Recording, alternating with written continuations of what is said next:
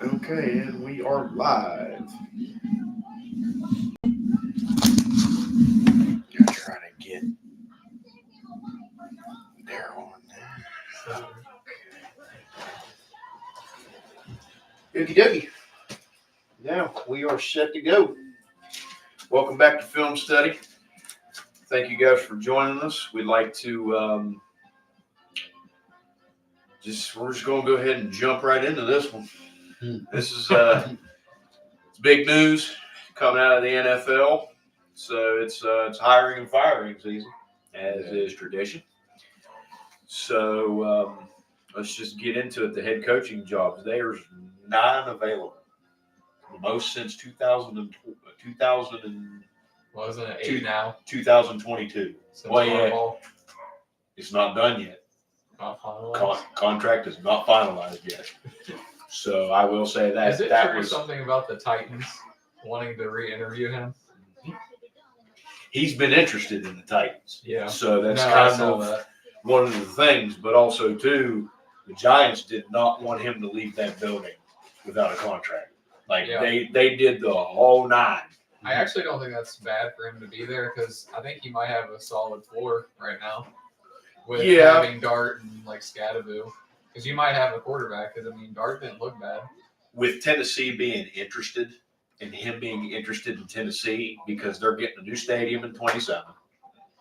Their GM is a good person. Yeah, no, I know. And you do got Cam Ward. He's raw, right? But so is in Jackson Dart. You look at what your base setting is going to be on offense. Defensively, the Titans ain't bad. Yeah, they're not Tennessee's horrible. Not bad. Jeffrey Simmons is a good building piece to build off of. I think the Giants have pieces, though, don't they, on their front? They do. They kind of look like they Thibodeau, Burns, they got guys. They got decent corners, but offensively, they seem a little bit better off. Scadaboo, Jackson Dart, and Malik Neighbors. Yeah, and they got Wandell. I would consider Wandell a strong number 2. He was good in fantasy. And honestly, Slayton's not bad, but if if he stays healthy, it just depends on what you got to do with him. But Giants are, number 1. Atlanta. Yeah. Atlanta would intrigue me because of offense. Big Bijan and we don't know. I feel like Penix was kind of up and down this year, but I never really liked him to begin with. But whatever. Yeah. Matt Ryan is now in charge as president of football operations. Yeah, I forgot. That's a good. I forgot he left because on the show that they usually do, isn't it with him and Cower and them? Yeah. I forgot he wasn't there, and then I realized I was like, oh yeah, he went and took a role with Atlanta. Yes, he did. Which good for him. Mm-hmm. He is one of the ones that I was actually really upset that he never got a Super Bowl because Matt Ryan to me was phenomenal. I always liked him. Good guy. He played his whole career in Atlanta. He's been solid, to be honest with you. He was very solid. Yeah, he got Jude out of a Super Bowl. I am so sorry. He got straight up Jude out of a Super Bowl. 28-3. Never forget that as long as I live. But that's good for him because now, because Matt Ryan understands what it takes in Atlanta to win. Because Matt Ryan was a winner. Mm-hmm. Granted, he didn't get a Super Bowl, but he was a winner. A lot of years with 4,000 yards. A lot. Julio Jones. He hit Roddy White. I like Roddy White. They had good pieces. Atlanta's always been interesting, intriguing, especially now. You got Drake London, Bijan Robinson, and you got guys that stepped up. Even, David Sills from West Virginia started stepping up during the playoff when London couldn't play. So Atlanta's got good pieces, and defensively, they were leaps and bounds better than what they were last year. Yeah. Now, that was probably Raheem Morris being there, but now that he is gone, who knows what's going to happen and who Arthur Blank is going to go after. And Arthur Blank, top shelf owner, top tier guy. Nice dude. Always is on the sidelines. Like he's never up in a box. He's always on the sidelines, like right there, like he's in the action, and that's what I love about him. Also, too, I love his suit game. His suit game is phenomenal. Oh, his suit game is phenomenal. I'm sorry if people know me. Yeah. You know I love a good suit. And Arthur, bro, 3-piece suit to the nines. Okay, to the nines, and I love it. But and then it would be another intriguing one to look after. And then you got your, some of your armpits of the NFL. Cleveland Browns. I don't know why they fired Stefanski. Whatever. Who? Stefanski. Cleveland? I kind of think that too. He's a hot commodity for a lot of people right now. And especially, their defensive coordinator is staying there. So. Oh, he's not going to leave? No, isn't there talk of like maybe Pittsburgh? He's gotten interviews, but I don't believe that he's gonna. I don't. Who believe is their he's D gonna coordinator again? Because I feel like I don't know his name right off. Oh, that sounds bad. I don't know his name right off the top of my head, but I will say. I mean, that's been the foundation there the last few years, especially. It's been everything for them. They haven't had anything else. I mean, Cleveland's always been. They were what, 4th in total defense this year. I mean, with Houston being number 1. Uh-huh. And I mean, and whatever. You're talking about their defense coordinator? Yeah. What is Jim his name? Schwartz. Oh, Schwartz. Yeah, Jim Yeah. Schwartz. Okay. But, I mean, building pieces to build off of, I mean, I really don't know. Mm-hmm. I mean, You really don't have anyone on offense. Nope. Other than maybe Judkins. Well, and Jerry Jeudy, I guess. Fannin. Well, yeah, Fannin now, that's true. And he was a rookie last year. So They don't really have a wide receiver core. That's the one thing they do lack. No. And they don't have a quarterback. And their O-line sucks. I'm sorry. Shador ain't it, bro. Like, he ain't going to be the one that wins you games in the black and blue division that is the AFC North. Okay. So it's just not going to happen. Mm-hmm. And I just don't see it happening. So whoever goes there, I mean, they've been the joke of the league. I mean, they've had how many coaches for how long, and they can't stick with one at all. I mean, It's been a while. it's a revolving door since a guy. No person, I don't think, in the last 6-7 coaching cycles has stayed there 2 years. But it seems like in general, they're just constantly switching out. Like, Well, it's a bad owner, too. It's bad. It's bad, especially from the top. It's like Vegas. Yeah. Why? Hey, Tom Brady's So, but going to it's bring like- him back, baby. But isn't it like you're playing a lottery pretty much, though, every time to continuously switch up your coaches instead of allowing them to adjust? Don't you think it's like a team? I mean, you're getting the pieces together, obviously, as well. I mean, your owner, and then it's up to your GM to start doing things. Like, that's why a lot of GMs get fired. Like, they fired Atlanta's GM along with Raheem. Yeah. I mean, that's They did. just GMs get more scrutiny than anybody else does. Yeah. Unless you're the Dallas Okay, Cowboys, yeah. who don't have one. It just runs through Jerry World, so. I feel like I'm done with them. And that's where it's bad for people. Yeah. Because someone like Dallas, no. Like, No one you're wants to go because of Jerry. You're judge, jury, and execution for Yeah. your whole team. Yeah. And that man don't know football worth a shit. I'm just being honest. Like, when he made those remarks about Micah Parsons, did you hear yourself? Like, did you literally hear yourself while you was talking and what you said about him? I think it's just the control. It's the control thing with him, too. He just wants to be right on top of it. He always has and he always will be. Yeah. It was like, Al Davis with the Raiders. Same thing. They loved being in the spotlight, but knowing that they had control of this full team. Right. No matter what. Instead of being flexible, that's what makes it hard to succeed in areas like that. I mean, look at Dallas. I mean, most of the time they're 500 or below. And the money's there. It's not like Dallas doesn't have Really? money. The And offense is now too. And it's not like it's not a premier job because it is. That's what I'm saying. And you got pieces, bro.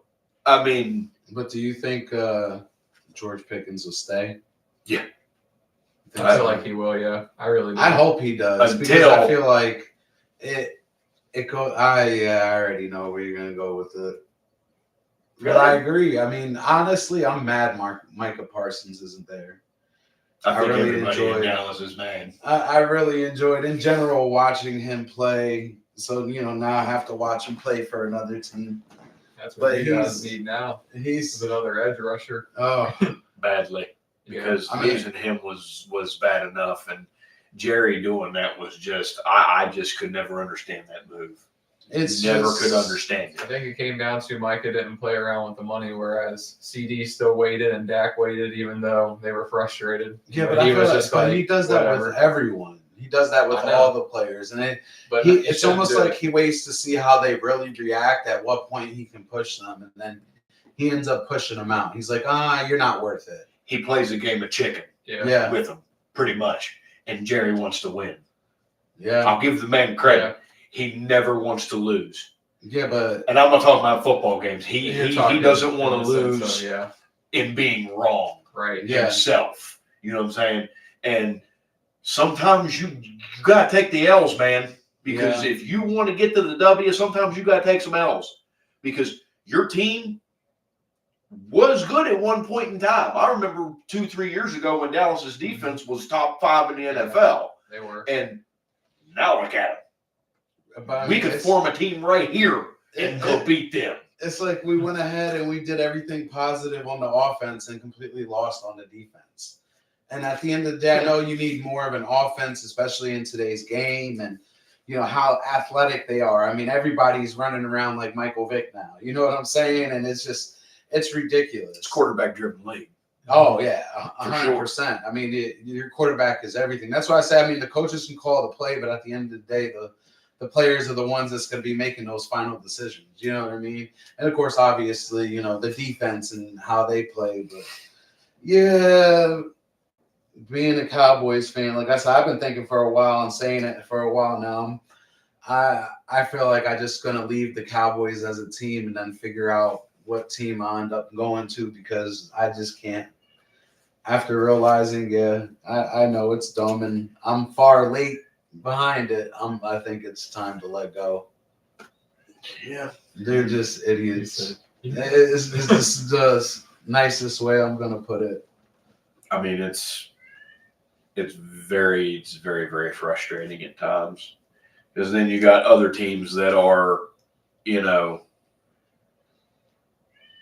like Baltimore, for example. That was a wild season for them. Their owner's a dick. I'm just going to say it. I don't care. I kind of like the comment. Because they asked him about if Tyler Loop would have made that kick and they would have won. They asked him if it would have saved Harbaugh's job, and he said for a week. For another week, pretty much. So they already wanted he was done. He was done regardless of the frustrations. How long was he with the Ravens for? 18 years. That's what I thought. I thought he was with them for a while. And I would assume a lot of fans were probably frustrated, I'm sure, at some point, I would assume. But, I mean, at some point, it does need to be a change. He wasn't getting over the hump. Because they were projected, let's be honest, though, over the last 5 years, they were projected to, win the Super Bowl, or at least be in the AFC Championship. And they've never... And they've been let down every time. That's what I'm saying. It's not like we're sitting here and they were a bad team, and it's like, okay, let's scrape into the playoffs and... You know what I mean? Like maybe they win a playoff game. But they were supposed to be like a top 5 team. And this was the year they were supposed to go in, all in. Yeah, they said that this was the year they really felt like they were supposed to do something. And that was the beginning from who they acquired during the offseason. Oh, yeah. But they still, they went out and got Todd Monken, which was a good hire in my opinion. Yeah. He is now following Harbaugh when he gets hired to New York. So is he supposed to do that? Is that what? Oh, he already said it. Oh, he said that. He said as soon as Monken's out. As soon as the line gets signed up there in New York, I'm gone, son. So do they have an open OC vacancy? So they're just going to fire the dude. He hasn't technically left, right? But it's on. But he is expected on the wall. He's expected to follow him. Yeah. Huh. And probably don't blame him because Lord knows, because you all know as well as I do, the next coach that comes in, 9 times out of 10, he cleans house and doesn't retain anybody. Mm-hmm. Same thing's going to go with Pittsburgh. Yeah. There should not. I'm going to underline not about 5 more times. Mm-hmm. Be another person on that staff that came from Mike Tomlin's staff. Defensive coordinator, goodbye. Yep. OC, gone. See you later. Yeah. Peace out. We're going to get into Pittsburgh here in just a little bit. So I know, man. I know. This is going to be a lot of passion. A lot of people are going to hate me, but I don't care. Let's go. Titans. That's another one that's really been disappointing in the last few years because I feel bad for Chris. Mm-hmm. I really do. Like, bro's been a fan since they were the Houston Oilers, and he ain't had nothing since 2000. What was it? Whenever Arthur was there. Well, with the Music City Miracle last time was when they actually made it to the Super Bowl. Well, I guess a good season was what I thought you were. Well, yeah. Well, they made whenever they had Derek and AJ Brown. They made it to the AFC Championship game. Yeah. So the one thing Arthur Smith did right, but not about the only thing. Oh, we just got another update here. Oh, oh wait, I have my Clay Kubiak. Clay Kubiak? Clay. Or no, you're talking about Clay Kubiak is the offensive coordinator for the Seahawks. Clay Kubiak is the 49ers offensive coordinator. What about him? He just got requested an interview for the Steelers head coaching position. So he's the what does he do now? He's the Niners offensive coordinator. What's it? Or Shanahan don't run it? No. I like that. I mean, so, yeah.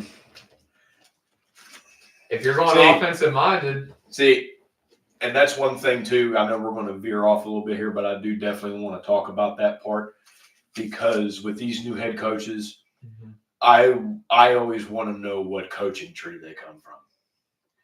There are 2 people in the NFL right now, present day, who coach, and to me personally, I think that they are elite, and the brightest minds in the NFL. Because I like him a lot. He's honestly probably my favorite coach in the league. Sean McVay. Sean McVay is one of the most innovative and creative, but it also does not hurt that he has Matthew Stafford, Puka, and Williams and Devontae Adams. But if you don't know how to use them, I mean, it's worthless. Yeah. But he's also head coach and play caller. He does both. You don't see too many people in the NFL that do that role. Yeah. Because it's difficult. Yeah. It's difficult to do. Handle. Yeah. But also, too, they look at it from this perspective. They screw up, it's on me. Yeah. I don't get to blame my staff. I don't have, the water boy over here, I blame him. No, I blame me. If I'm the one that makes those calls. Yeah. So, and then the other coach is Shanahan from the 49ers. Mm-hmm. Kyle Shanahan. He comes from a football family. Would you throw Andy Reid in there at all? Yeah, I would, but I mean of the younger generation. Okay, no, I get that. Andy Reid is He adapts. Andy Reid's 1 in a million. Yeah, he adapts to the game. That's because that's the thing. I would assume, obviously, he's very open-minded. He changes with the times. He's very old school, but he also knows that it's like, man, them schemes from the 70s and 80s ain't working no more. Right. So that's what I'm saying. He changes. He adapts to the time, which is why he's been so great. Yeah, you have to. There's no other option about it. You have to adapt because, like I've always said, you can have an above-average defense, right? And if you have an elite offense, you're going to win more games than you're not. Right. Period. And the head coach, you're only as good as your staff allows you to be. Sorry. I mean, that's just how I feel because if your staff is not good, then you're not going to be good. Because, I mean, you got to have the coordinator, the defense, you got to, and the players have a lot to do with it too, but, you got to get your best out of what you have. Right. If you ain't got it, then you ain't got it. I mean, that's just how it goes. And the NFL has always been, what have you done for me lately kind of league. Andy, motherfucker brought fucking how many Super Bowls to the Kansas City Chiefs? Like 3 now. So been to 5. And he's always being creative. You see different kinds of things with him. Different plays and stuff like that. And it's always just, they always get better as it goes along. And that's what you have to do. You have to be that way in the NFL because if you're not, then you're stuck in the past and ain't nothing going to change. Right. We already know how that goes. Yep. And then, For a long time. Arizona is another one. Glennon's gone. Arthur Smith got an interview for them too. They can have him. Leave him out there in the desert. Kyler Murray I think has played his last down as a Cardinal. And I'd say it's time to go, bro. Time to go. You got all these people, Marvin Harrison Jr., your defense has been good per se, but you're just not getting the production that you should get. Out of that. And the same thing goes for Miami. Tua's played his last snap as a Dolphin. Wholeheartedly, I think it's done. Yeah, it's done. With Mike McDaniels being fired, it's just, it was definitely a time for a change in Miami as well. And their defensive coordinator also got a invitation to be asked for Pittsburgh. Why, I don't know. Anthony Weaver. Yeah, I don't know about that. And if you go down this list, Vegas, nobody cares. I mean, let's just be honest. I mean, Vegas. Pete Carroll, isn't Flores supposed to meet with them? Yes. You really thought Pete Carroll was going to work? I thought they saw him as a rental, maybe for a couple years, maybe just to get them back afloat. I guess contract said otherwise. They wanted, and they were happy about that move, but you really just you settled. I think could be that thing too, where maybe the league's passed them by, and nobody wants to go to the Raiders. Yeah. Sorry. I mean, there's nothing there right now. I would in a beat up line. I would say if I was Max Crosby, I'd want out. Get the hell out. Oh, he was mad though when they told him not to play. Yeah, because he played 2 games beforehand. He still had incentives to go, and they shut him down. And he said, "What the hell?" He left. Oh, I know he walked out. He said, "See ya." And it's seriously, but he was injured. He did have to have surgery. But even still, I mean, if I was him, I'd get the hell out. I'd go somewhere where I could be good. I would. I mean, he's been there long enough. It's time for a new change of scenery. There's some places, if he would go, dear God, I feel sorry for people. If he'd go to the Niners, I'll give him TJ Watt for him. that won't happen. If he would go to the Well, Niners, I would never want to get rid of that guy. I love watching him play. if I he would. go to the if he You're go to the getting Niners, younger. if he maybe even end up in Seattle, Nah, I think I want he won't come. him. He won't do it because Max is another one that wants that money now. Like he's been We'll give getting him what we paid. paid TJ. He's one of the Max makes more than him by a little bit, not by a lot, but he makes more than he does. And then you got we got Pittsburgh, who is for 19 years doing the first time for a head coaching search. That's wild, though. But I will, before RJ gets on the soapbox here, Listen. I will say I got to give Mike T his flowers.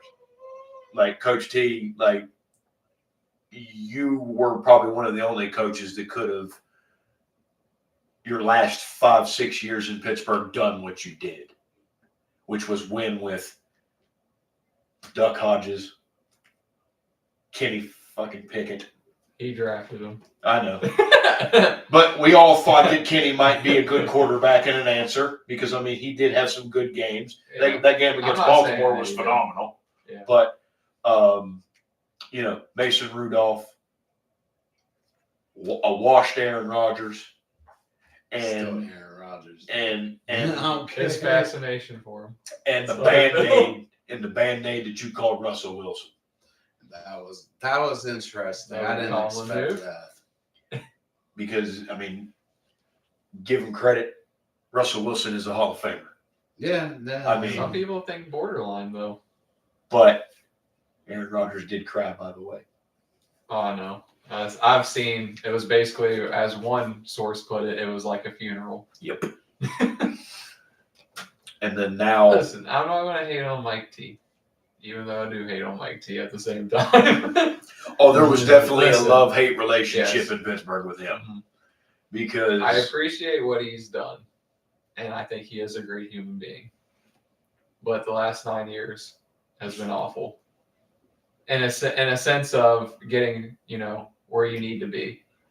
It's nice going 9-8, 10-7, whatever. You're scraping by to get into the playoffs, but then you don't do anything with it. You just get blown out. every one of them. Yep. Though I do 0 get in it, the last 7 playoff games. But there's been a lot of growth in talent.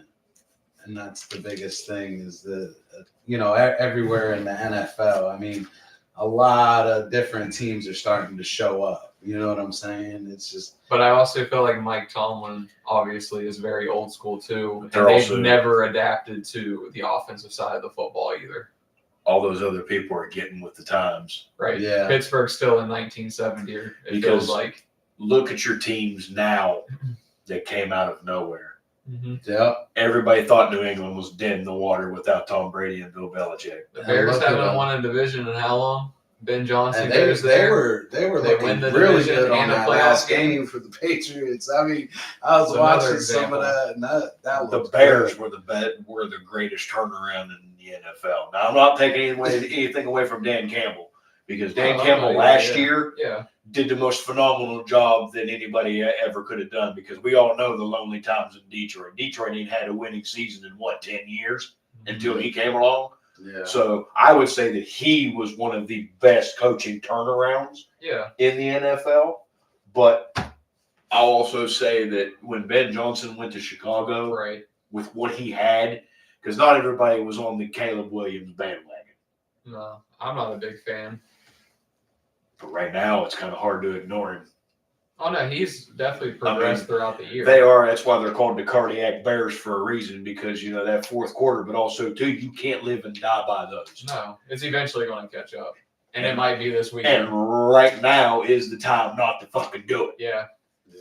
They got They're the playing Rams a coming team to town. that has, a lot of experience too. On top of it, He's a good coach.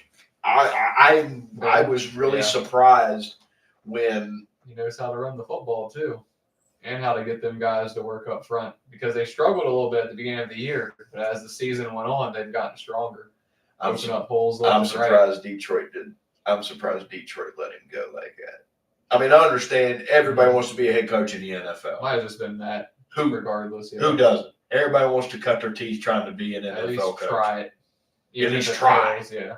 You know, but not everybody is. Mhm. Not every single coach is a head coach. They're not cut for it.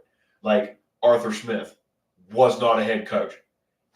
Decent at best. And I say at best 500 times offensive coordinator. Now, Robert Saleh, who was the Jets head coach last year. Yeah. Good defensive guy. Great defensive guy. I mean, look at the Niners, for God's sake. And he's doing that with everyone hurt. If I was him, I'd never leave the Niners. Oh, and at least not under Shanahan. I mean, you got Fred Warner. That too, yeah. Granted, he's hurt. A lot of the guys are beat up. But Bosa's hurt too. Yeah, but Out. But he's still doing good things. Yeah, with what he's got. You know, It's all patchwork defensive linemen, basically. But there's just a lot of guys that just aren't head coaching material. I mean, you're a coordinator. That's what you do. You know, Ben Johnson's proven that he can do both. Mm-hmm. So, and I give dude all the props, man, because you left a hell of a team in Detroit. Okay, Gibbs, Montgomery, Jared Goff, St. Brown, Laporta. There's a lot there. You left leaps and bounds, bro, from what you got in Chicago. Because, I mean, yeah, Chicago's decent. They're good. Yeah. They ain't what you had in Detroit. I can tell you that right now. Period. Yeah, not with Amon-Ra and Jameer. At least I mean, you could just say those two names. I mean, just those two alone are better than anybody you got on offense. His offensive line's a lot better. Detroit's line was hurt and kind of wrecked. Well, and Caleb Williams he's mobile. Yeah. Jared Goff, he's standing there. Right. Like he is a pocket passer no matter what. He ain't leaving the tackle box unless he has to. Caleb, he'll at least give it the old schoolboy try. Okay? I remember watching him at USC. Yeah. So. No, I watched some of his games too. You know, that's what he did. He pretty much just scrambled around half the time and threw a crazy pass downfield. Yeah, people make fun of him. He's a little weird. You know, he wears his hands off, paints his fingernails. You know, he wears his heart on his sleeve with emotions. I get it. Okay? He's still a kid. Right. But, you know, with Chicago, that was probably one of the better turnarounds of the NFL. And then there's another one, too, that didn't see it coming. Jacksonville. Didn't see that coming. With Liam Cohen.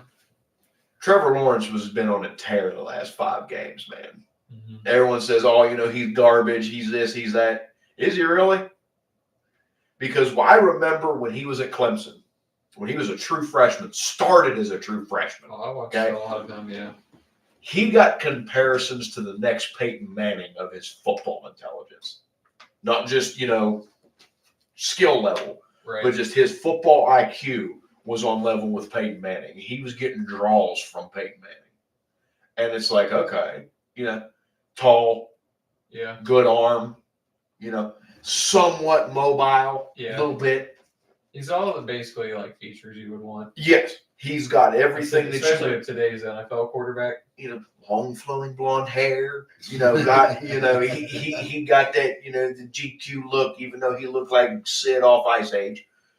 But I'll say that, you know, Trevor Lawrence has done a huge turnaround.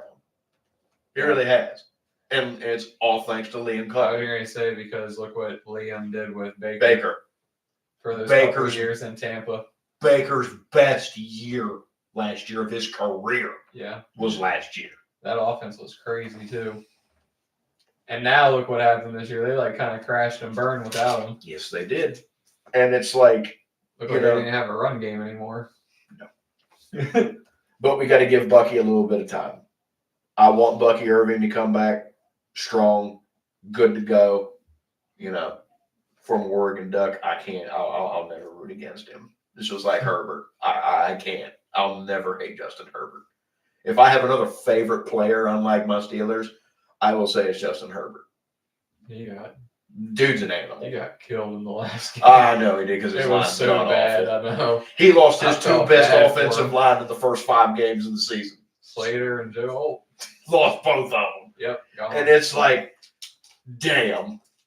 Okay, damn. You lost. And then two, Omarion Hampton got hurt. So he lost his running back. Yeah. I mean, and then two, Herbert, bro, I swear to God, get you another receiver. Because you don't have one. Yeah. Quentin's just That's more of a their deep problem. threat, and that's about it. And he can't even do that right. Ladd's good for he's a Possession. in the slot. Yeah. If I need a critical third down, I like him a lot though. I'm going to that kid. Yeah, he's good. I need a But you need a receiver number one. that is worth a damn. Okay? And there's some good receivers coming out in this draft, like Carnell Tate from Ohio State. Mm-hmm. One of the better wide receivers in this draft. So if you can possibly get one of those guys and a few other receivers that are coming out in this draft, the Chargers could be good, but they just need another wide receiver. Like that's their problem, is they need a wide receiver and they need it bad. Because Herbert I would agree. Yeah. It pained me seeing that poor boy get crushed. And Keenan Allen's, older. You're 3 days older than God, bro. It's time. He actually didn't play too bad this year, though. You gotta kind of give it to him. I think he could still, But when that's all the guy, yeah. But when that's all you got, that's all you got. Mm-hmm. You know what I'm saying? I mean, he can't do it all. You can't expect a receiver of his age to do everything. He's still a good possession guy. Yeah. And you got Quentin Johnson. I don't know if that dude could catch a cold. There'd be times he'd have a 150-yard game, 6 catches, 150 yards and a touchdown. And then next game he'd get 3 catches for 27 yards. You can't do that. If you want to be that guy, you got to show up every day. At least for someone like Herbert, because Herbert could get anybody the ball. He could make every NFL throw possible. He did it in college. Mm-hmm. So I feel sorry for the poor guy. But, head coaching candidates right now, Pittsburgh made 5 calls. They got more trickling in. The 2 people that I want, and I hope that it could be a package deal, Chris Shula and Nate Shieldhouse. Shieldhouse is your offensive coordinator. Mm-hmm. Chris is your head coach. You come from McVay's coaching tree, so you know what it takes to win on both sides of the ball. Both sides, yeah. Okay? No, I agree. The Rams were decent on defense this year. Mm-hmm. They were decent. They were good. He got good players. Offensively, elite. There was nobody. Pretty elite. There was nobody better than Matthew Stafford. Right. 9 games this year of over 2 passing touchdowns. Didn't he have 3 games too with 5 TDs? Yes. Something like that. That doesn't happen. There's and he's getting up there in age too. Yeah. Stafford, he's 37. But still. And he had a bad back in the offseason. But still out there doing it. His line was protecting him. Yeah. But he's still out there doing it. Mm-hmm. McVay helps you. Shanahan, bro, one of us could go out there and play quarterback for them and still win. Because when you made Mac Jones look elite, because Mac Jones, I will say this, he is the reason where the Niners are where they're at. Oh, yeah. I mean, because when Brock Purdy missed, how many games did he miss? 5? I'd say around that, yeah. 5, 6 games? It's something. Mac Jones won every game. Together. And Mac Jones, That's good. where'd he come from?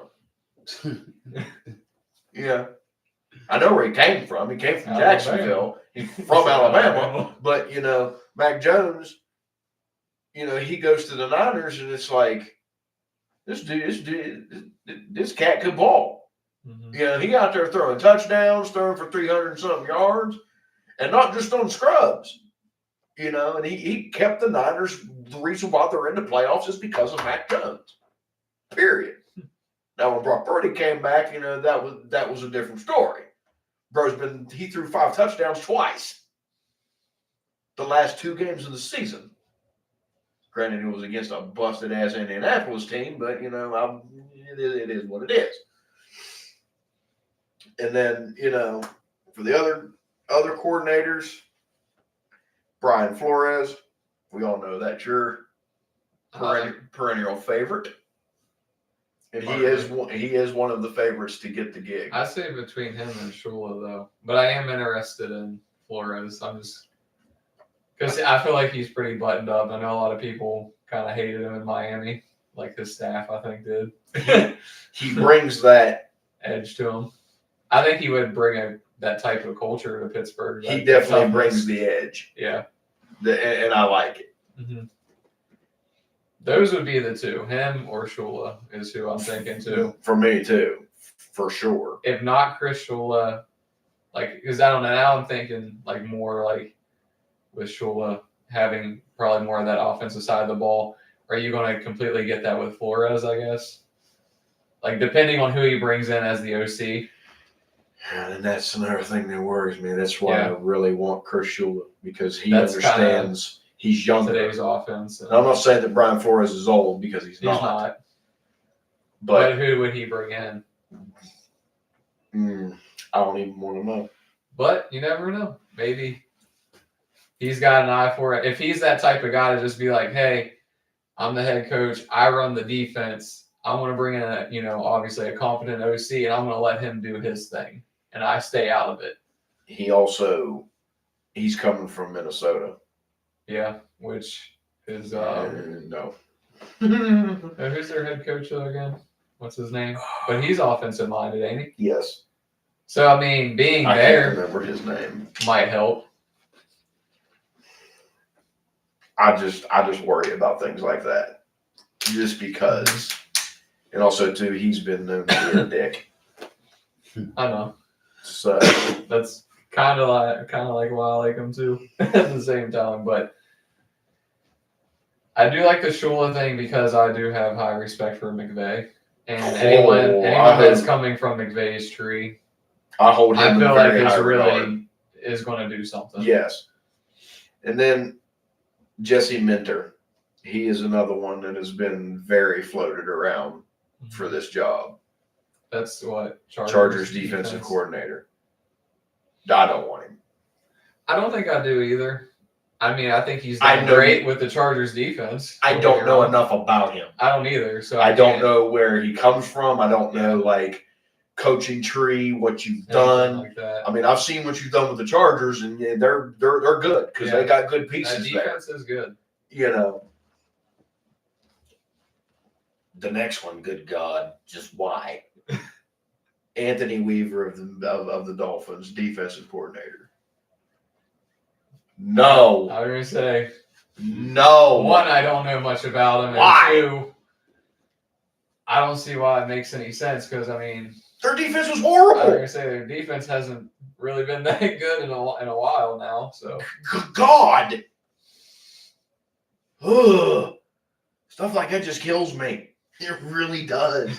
And they brought in another one too. It was the Carolina Panthers defensive coordinator as well. Was another one that got his name thrown out there. Why, I don't know. Honestly, they didn't look bad a lot of this year, though. Their defense didn't. They even made Stafford look bad in the game. I still don't want him. I know. Well, I'm just saying. I'm just saying, to defend him a little bit, because I don't know much about him either. But especially, I felt like the second half of the year, he had him looking, I think, pretty solid from the games I watched. It was just everything that I keep seeing, because I'm on Bleacher Report every 15 minutes because I want to know what's. It's funny though too, Phil. Going on. What about we haven't even discussed it, which I don't think it would happen because I still keep seeing Marcus Freeman floating around.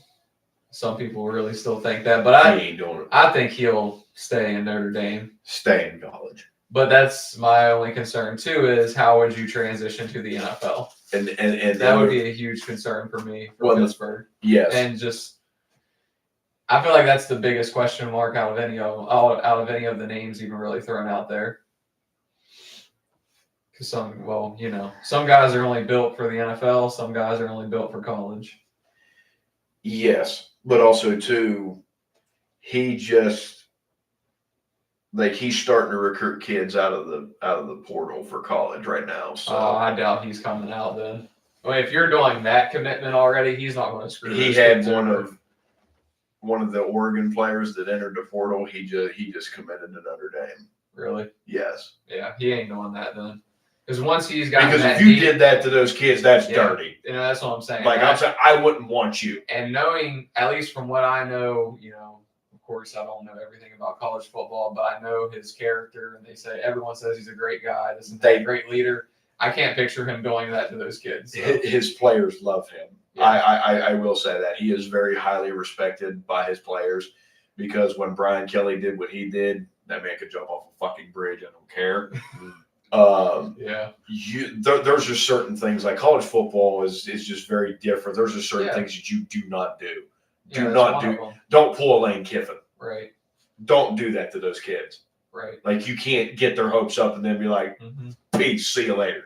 No.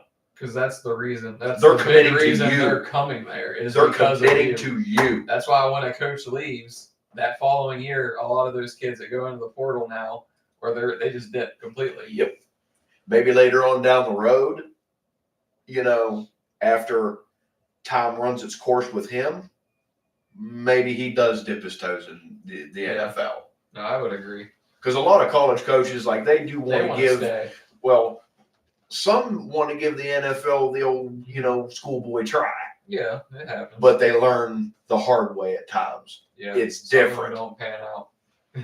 Look at Nick Saban. Urban Meyer is another one. Bro was hot ass in the NFL. Yeah. He goes back to college, wins 7 national championships. Mm-hmm. There's a difference. You just can't. It's just something that goes there. You know how the NFL is. The older dudes and everything like that, they don't want to be told what to do either on top of it by some of these guys. Nope. And it's like. The money plays a factor. Well, now college kind of does, but. Because some people don't want to deal with grown-ass men. Right. Some people want to deal with kids, which that's cool. And they want to develop them. A lot of them, too, I think it just comes down to they want to teach. They actually want to teach kids like how to play. You know what I mean? Get them prepared for the NFL. As they should. That's the biggest thing, I think, in college. That's what makes it so different.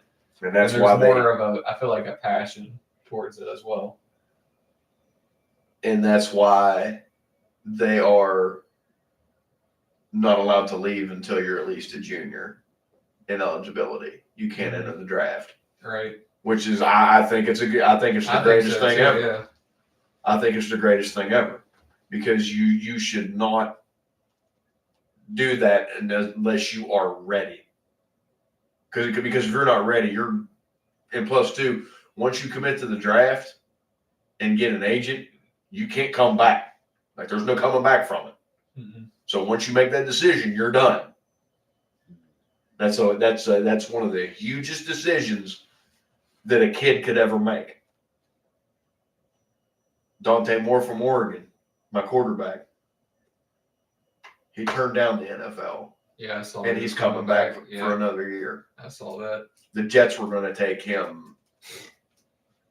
Oh, sorry for anyone that goes there. He probably literally turned down a $50 million contract to come back to the NFL, to come back to college. But also too, I don't blame him in the aspect as I'm not talking about just playing for the Jets. I'm talking about to be ready. Yeah. He's kind of an NFL ready right now. He'll get NIL money, I'm sure. He will. He already does. Yeah. I guarantee it. So. Beats is one of his NIL deals. Really? And I want him to be ready. Like, I mean, ready. Mm-hmm. Well, he's only a freshman, right? technically, or He can cut. He'll be a senior next year. oh really? Doesn't he classify though as a freshman? I thought that's what they had him as. Nope. Oh, maybe not. Because he played 1 year at UCLA, and that didn't turn out too well. And then he came to Oregon as a sophomore, redshirt sophomore. So technically, he's a junior. Technically, he'll be a junior. But, you burn your red shirts. That's how that goes, unfortunately. Yeah. But I'm just glad he made that decision. He made the right decision. And I'm not just saying just because I didn't want him to play for the Jets. I mean, it's whatever. I don't care because he ain't gonna play for Pittsburgh. I don't care. I don't want anyone to play for the Jets. But but to turn down that money, yeah, to understand that he knows I'm just not ready. He's only played 20 games his whole career. In college. I knew it wasn't that many. I did know that. So maybe that's why I thought he was like a freshman or something. So we'll see what happens. But I am very glad that he came back because Oregon definitely has a chance to make a run with him. My whole defensive line came back, or my whole offensive line came back. Every single one of them. They could have went to the NFL and they said, no, we won't run this one back. They're trying to win it. That's what that when is. My center, they're trying to win it. I can't say his name and I'm not even going to try to. They call him Poncho. When I seen that he was coming back, I think that weighed on Dante a little bit because him and him are best friends. Like they're really, really good friends. And I think that weighed on him. Like, I think Poncho talked to him and said, hey, man, we really could have another chance this year. We ran into Indiana. I give Indiana their props. Whatever. You beat us twice. You're the only team this year to beat us. So give them all the props in the world. But we got unfinished business. Dante has unfinished business in Oregon. He wants to get Oregon their first national title. And I hope he does. With all the people we got returning and the freshmen that we got coming in now and the freshmen that played this year, we're going to be special again. And our schedule this year ain't the cupcake we had this year. We got Ohio State and Michigan both on this docket this time around. It's always good to have that. Still got Washington, before USC. We got some team. I mean, everybody. They discredit them, but it's still rivalries, man. They count for something. So, but playing Ohio State and Michigan again, it's gonna be fun. I can't wait. I truly cannot wait. But we got a little bit off right there. But, yeah, the other head coaching jobs, I mean, we'll just have to see what happens. I think it's going to be a couple weeks before we, find out who's going to be taking this job. I just pray that they make the right decision. They're going to turn over every single stone possible. Which, that's what Rooney should do. That's what anybody should do. I mean, that's right. Any job right. that you should do that. So, because they got to get this right. Mm-hmm. Or if not, it might be like in the last 9 years. Or maybe worse. We can end up like the Cleveland Browns and start firing people. I don't want that. Right. I don't want that. You could set your franchise back years by doing that. You could. It's bad. But you'll never know if you'll never get out of it. Oh, they're going to get out of it. They're not going to have a choice. Now. And then you got the teams that are still in the playoffs. We're going to get in the playoffs. You got Texans and Patriots. I think the Pats will probably win. That's going to be a barn burner. Because if Stroud plays like he did against us and actually plays against... And the Patriots have a good defense. I know. That's what I'm saying. If we had a decent it ain't like offense, Houston's. That's what I'm saying. If we would have had a decent offense, we would have beat Houston. With how many times CJ turned the ball over within 3 quarters. That's all I'm saying. It's rough. Watching that game physically hurt me. You know what I'm saying? Because I'm like, it was 7-6. I'm sorry, Phil. I got numb to it. After the last 9 years, I'm sitting there in the fourth quarter like this. I had hope. Oh, seen this before. You turned the ball over on the 20. I know. They're on 20. Yeah. And gained 4 fucking yards. I know. And 7 plays, by the way. I remember that stat. How? You have to try, dude, to do that. On that 3rd turnover, when he threw that pick in the red zone, I'm sitting there, and when they did nothing with it, I'm sitting there, and I'm just like, I've seen this game before. This is one of those games. Pittsburgh will have several turnovers on defense. Offense does nothing with the ball, and they still lose, even after forcing that many turnovers. And it's sickening. Oh, yeah, it's disheartening. It's crazy to me that you don't even have an average offense. Even if you're not the most, innovative style offense or anything like that, that you still can't even just put together a couple drives. That's how bad it is. Oh, it's bad. And that's why partly I do believe it was bad. It was just time to move on. Truly bad. The only way I would have even wanted to keep Tomlin around is if they would have actually went out and got a really good defensive coordinator and an OC that actually understands football. That's the only way I would have kept Tomlin. I just don't think it was going to happen.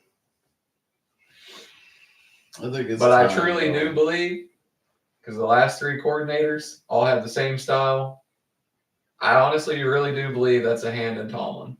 Playing that style of conservative ball, not turning it over, never throwing it across the middle of the field. I just truly feel that way. Just being in intention. Yeah, it's just pretty much you're playing not to lose the game instead of playing to win the game. And they were surprised that he stepped down.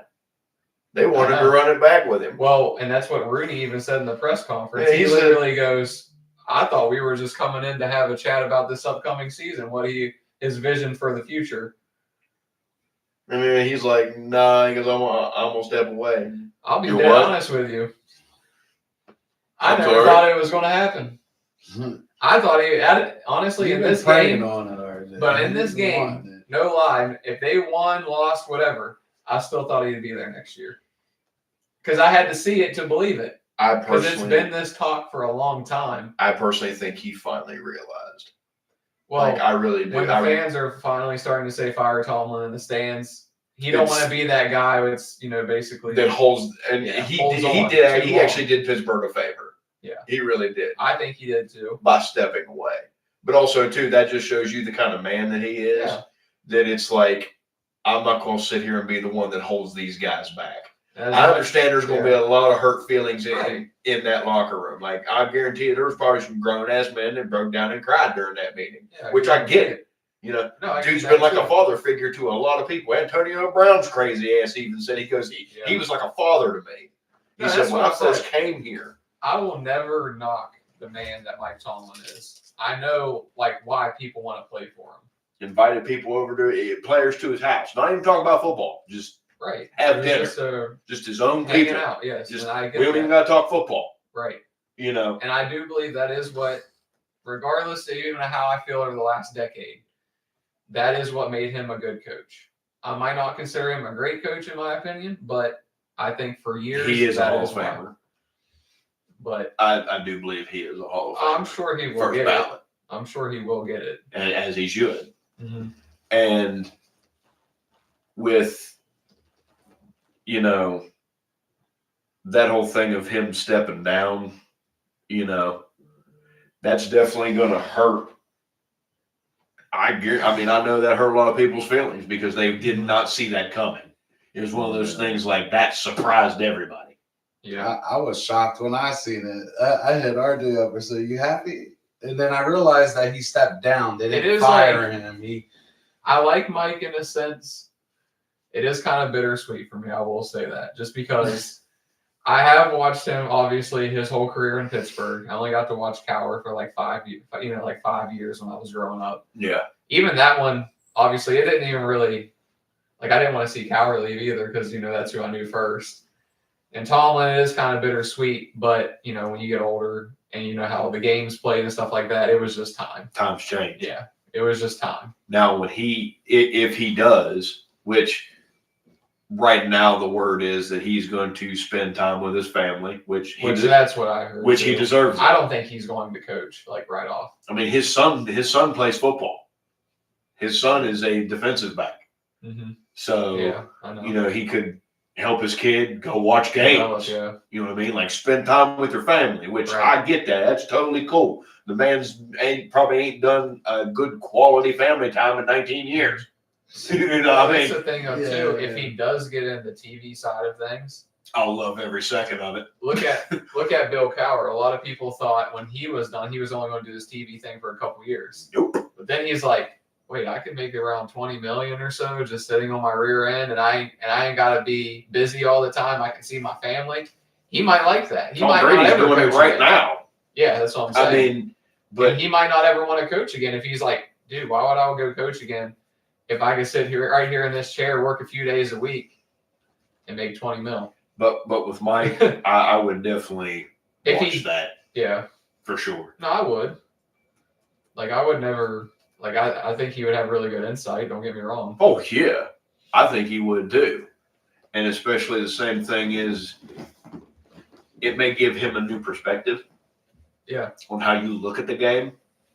Could be. If you step back a couple years and realize, because I really do think he had a lot of control in Pittsburgh, which I think he should being there that long. A lot of people say that he did. And I truly feel that way. I mean, Ben Roethlisberger is on record saying it, that he will deny it. You should only give your coach so much. Right. And I'm not saying he shouldn't have no say. No. I think he's been there and earned that respect to have say. But I think maybe they were giving him too much, and that was part of the reason I think we were bringing in these older guys too. Is more like, let's just patch this position up or this position instead of, which I don't understand. Like, I feel like maybe he's never been a great developmental player or coach, I would say, like for guys that we bring in to actually, draft. Because, like, why do we throw guys like Roman Wilson to the side? Calvin Austin, when he got hurt, it's like we stopped using him. Like, you know what I mean? It like, for some reason, it takes time for them to even implement him a little bit. Caleb Johnson's another one. He had one fumble early on in the year, and then you didn't see nothing from him. He's another guy. I really do believe Tomlin is more of a plug-and-play guy instead of developing, because I do feel like after those first 5 years, after Cowher's regime left, his personnel and players, I don't feel like Tomlin's ever really developed like a team, like completely. Because even those defensive teams, don't you feel like kind of during the Killer B era wasn't up to par? Defensively? Yeah. Like, you had the best top 5 probably offense in the league during that time frame. And even the Jaguars dropped 45 when you were in the playoffs. Sad. So with Blake Bortles, I'll never forget it. The thing is, too, there's never been a team that has both. It's either one or the other. You have a really good offense, defense is meh, or you have a really good defense and your offense is meh. You really can't have both. Yeah. There's never really been a team that has both. I mean, really, really good. Like, I'm talking elite both. Well, I guess I was just looking at it from the point of Tomlin's a defensive guy. No offense to Blake Bortles, but he's not even in the league anymore. Like, how did you allow your defense? You know what I mean? Like, what happened there? That was when Jacksonville's defense was good. Yeah. Like, that was a young Jalen Ramsey and all those guys. Like, Jacksonville had one of the top defenses in the NFL for a few years at that time. Why, I don't know, because their offense sucked. I guess my biggest concern was, too, during that era, it just felt like like those Tomlin That was teams. wasted talent. No, that's what I'm saying. Those Tomlin teams, they only went to like one AFC championship. How Lost that to New England, I think. How that team did not make a Super Bowl would be on me. That's always been my biggest concern. Like, I feel like there's just been a lot of moments during Tomlin's career where he's underachieved. Ben was still, I'm not going to say in his prime, but he still was good. Mm-hmm. But also, that's what I'm saying too. Tomlin had been for his prime is my biggest, like, that's the part I can never, I guess, get over why I'm like, how did we not at least sniff out another Super Bowl, maybe two, especially with that time frame? Especially with that team that we had. Yeah. Because Antonio Brown, Martavis Bryant, like Boswell was in his young and in his prime. You know, like I could even throw Emmanuel Sanders in there in his early time, and he was good before he went to Denver. Mike Wallace. Mike Wallace is another one. I mean, that was just. You can't tell me they didn't have the talent to win it though. At the same time, where I'm like, offensively, yeah. Anybody would kiss someone's ass to have that team that we had. And now it's like, I just think the coordinators too, like that, just even during that time frame. I don't know if that was all a Tomlin thing, but after the Coward regime, it fell apart. I think a few percentage of that we don't know what happens behind closed doors in the NFL. Well, yeah, we'll never know. Because that's another thing that you don't know what he's being told, and what it's like. Hey, I give you so much lead, but I'm gonna pull you back. Like it's just one of them things. I guess that was in the later years as well. You'll just never know because certain people, you know. I guess it was just for the later years too. I guess with Tomlin when he vouched for Canada, and then he also wanted Arthur Smith. So those are two. There's never been a single player have a bad thing to say about him. No, and that's rare. No, that don't happen. No, it don't. Like could be mixed. Every single player says, you know, I love Mike T. Like he was one of the best coaches I've ever had. I think it might have even been maybe Nate Burleson or someone said something about, or no, it was Greg Jennings. He said I never played for him, but he's like, you know, there's certain guys in the NFL that when you meet them or just, you know, shake their hand or something like that, he's like, I always wondered what it'd be like to play for Mike Tomlin. Aaron Rodgers. Admired him from afar. I've never seen an ex-player have a bad thing to say. Even Antonio Brown, for God's sake. He's, you know, the unhinged one. Still says to this day that Mike Tomlin's one of the best. Yeah. So it's kind of hard, you know. Like you can never hate the man. No. You know, that's what makes it great.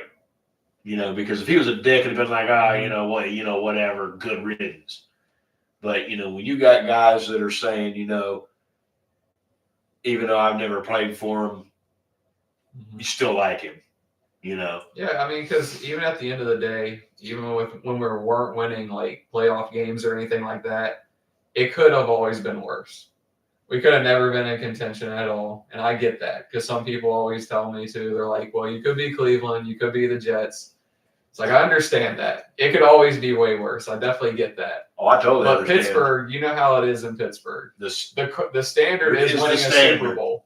The standard is what the standard is, and that's winning. Yes. Period. It's not just getting to the playoffs and hoping you win one. Hoping you win a playoff game, I should say. When, let's be honest, like most of the time, except for this year I genuinely felt like, man, I think we actually had a decent shot at winning one. Finally. But prior to that, probably the last 5 or 6 games, I went into it like, man, I don't know if I want to watch this. But this year I felt a lot better. And the way the game was going at first, I was like, man, I feel like they might pull it off finally. That would have made me feel a little bit better about Tomlin maybe too, even after all that, to be honest with you. I'll never not watch. Oh, I won't either. Just because, like... I'll say that I won't watch it or I don't want to see it. Well, we all say that stuff in the heat of the moment. Yeah. Like, you know, but I ain't never doing fantasy ever again. It's like next year, like, bro, I can't wait to draft. Like, I literally can't wait I don't think to go to draft. I literally can't wait to go draft. I know. That shit He is- was talking about It's, drafting. it's too much dedication. That I shit don't is know how to do. Christmas for me. Okay, look, I think Yeah, I want till to you- go till- back till to you just play enjoying with- games. That's why. Till you get And to not the rooting. point where the games are just getting tight and it's going neck and neck. I still And love then, every. and then all the I weird hate rooting injuries against that my own happen. team, kind of in a way. When I got a That player, wasn't interesting. And then all the players this year that's supposed to show up, not showing up to games. We all know what that's like. That was I don't know. I think this year fantasy was the most I'm just going to interesting. it draft could have all been. Niner players next year. You know, You said all Niners. Yeah, I'm getting Kittle, even though he tore his ACL. I'm getting McCaffrey. I'm just taking the chances. And Yeah. and I want to pick up Purdy for no reason. I'm too competitive for that. Like Yeah, I know you can't. are. I can't help myself. Oh, I know it. I know it. I can't help You myself. just have Well, that 2 years- natural. I 2 years rarely ago, there, competitive Phil, nature. I Though, remember for seeing you real. going off. Like, Yeah. I remember sitting. Like I be wanting to hit him up sometimes. And like I wanted It's to hit fun. him up about Oregon. I was like, I don't even want to remind him. I'm not Like, laughing I'll at you, give it Phil, some because I time. get it. At the same But- time, I get it. It's love. It's your But it's so passion. funny. You know, I rarely draft Sometimes it Steelers is kind of players, funny. and I do that for a reason. I don't want to draft Steelers players. I normally never do, unless I had now Boswell. That's a given. He's mine all day. I don't give a fuck. But Hey, if you get a other than that, I ain't taking another. right. You know. just in the sense because you're I watching don't them even know if play. I ever. You don't I've want to look never- at your team that way. Well, basically. I just don't, because one, there's really not a guy I really want on my fantasy team. Hey, maybe Kenneth Gainwell now though. The way he De- had. depends now. Yeah, I'm Depends. saying. Boswell, only person I want. Only fucking one. And he's a some kicker, games though. for I mean, God's sake. I mean, I will say I'll give it to Gainwell. He had some nice games. Yes, he did.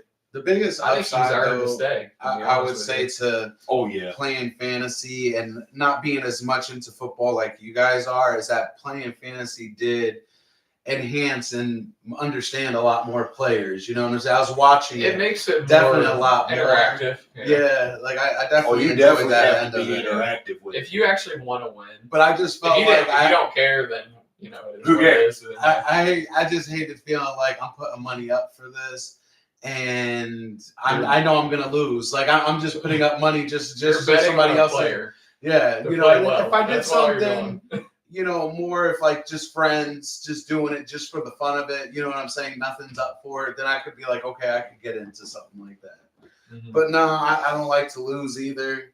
That's another thing. I'm just in in 5 general. leagues, and I got money in every single one of them. Yeah.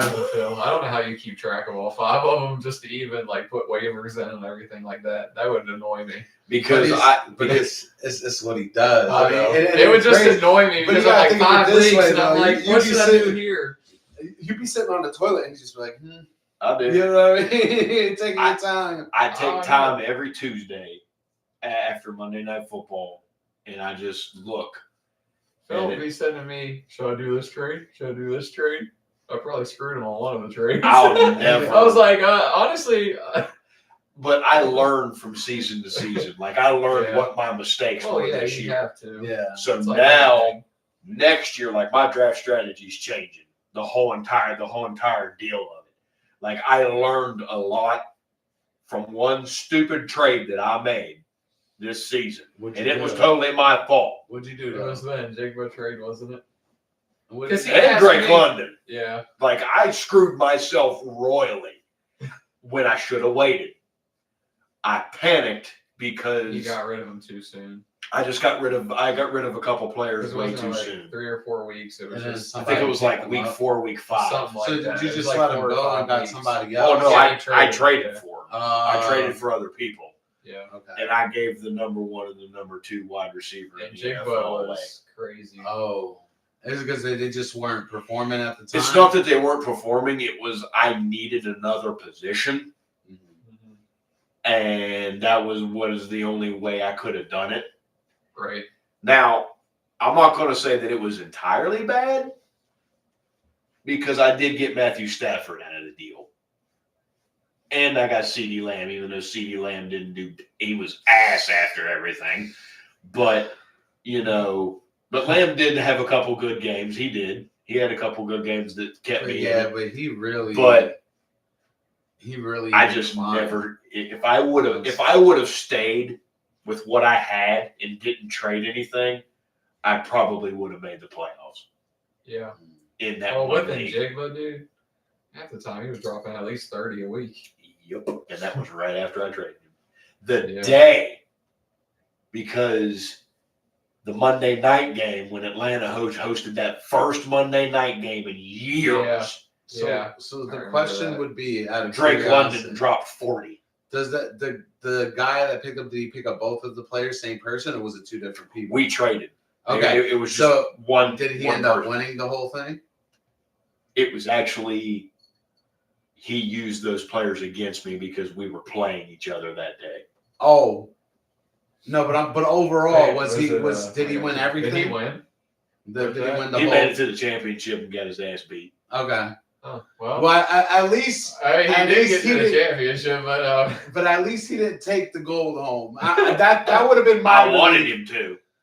You said I wanted. No, I wanted him to. Is it because that's my Elkins league? Oh, yeah, that's the one league I. Is that the dude that had Purdy? Did he have Purdy that night or something? Purdy dropped 50 and he still lost. Yeah. 50. Yeah, because I watched that game and I was like, "Hey, is your buddy winning?" It had to be. And when you see a score, he got his ass handed to him. Who did the other dude have? Though he had a couple people, didn't he? He had Puka.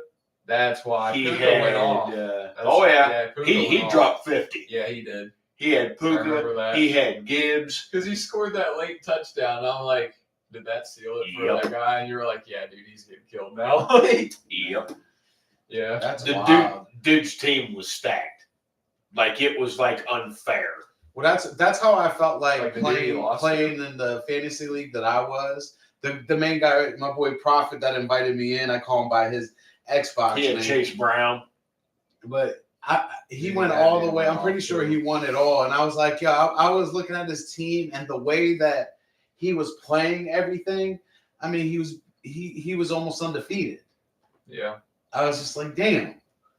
I was like, sometimes it's not good going undefeated into the fantasy playoffs. Yeah, because I've seen a lot of people. I've done it myself. I just feel like he knew what players to play when he was always on top. He was just, and he had the best score out of every. And when I say he had the best score, I mean he was blowing everybody in that league out of the water. I mean, I was obviously paying attention. So I mean, it's just like he knows what he's doing. And I don't know if, I didn't fully know everyone in there. So I didn't know if they've been doing it for years and how much they're into it. Because like I said, it was my first year doing it. I mean, I enjoyed it for sure, but I wouldn't want to play it for money. I couldn't do that because I just feel like I'm going to lose till I get to a point. Watching it for money, I'm sure. And it wasn't much. I mean, it's only $20. You know, I mean, it's not like it's crazy bad. But when you're doing like 5 leagues, I mean, what are you like 200 in? Yeah, I mean, how deep do they go? Every one of my leagues is over $50.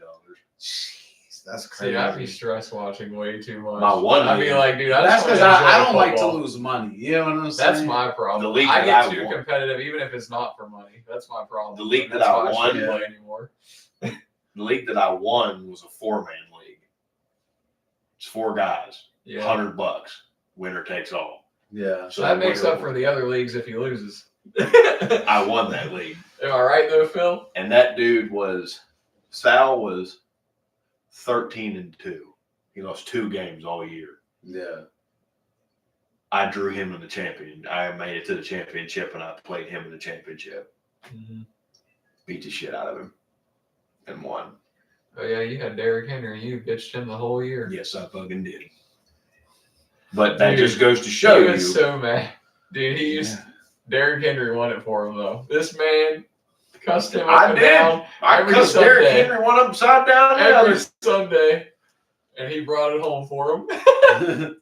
Last game. Did he drop that last game? What? Did he have 4 touchdowns? 48. He had like 4 touchdowns in that game. Jeez. I mean, he still had another player. Don't get me wrong, didn't you too? After Derrick Henry, didn't you have one more player? Yeah. So it wouldn't have mattered, even if he did flop, but he won it for him one Sunday night, I think it was. I cussed that man one upside down the other. It was against Green Bay. Yeah, it was the irony of he brought it home for you. And I'm like, because I only need Derrick to do bare minimum to win.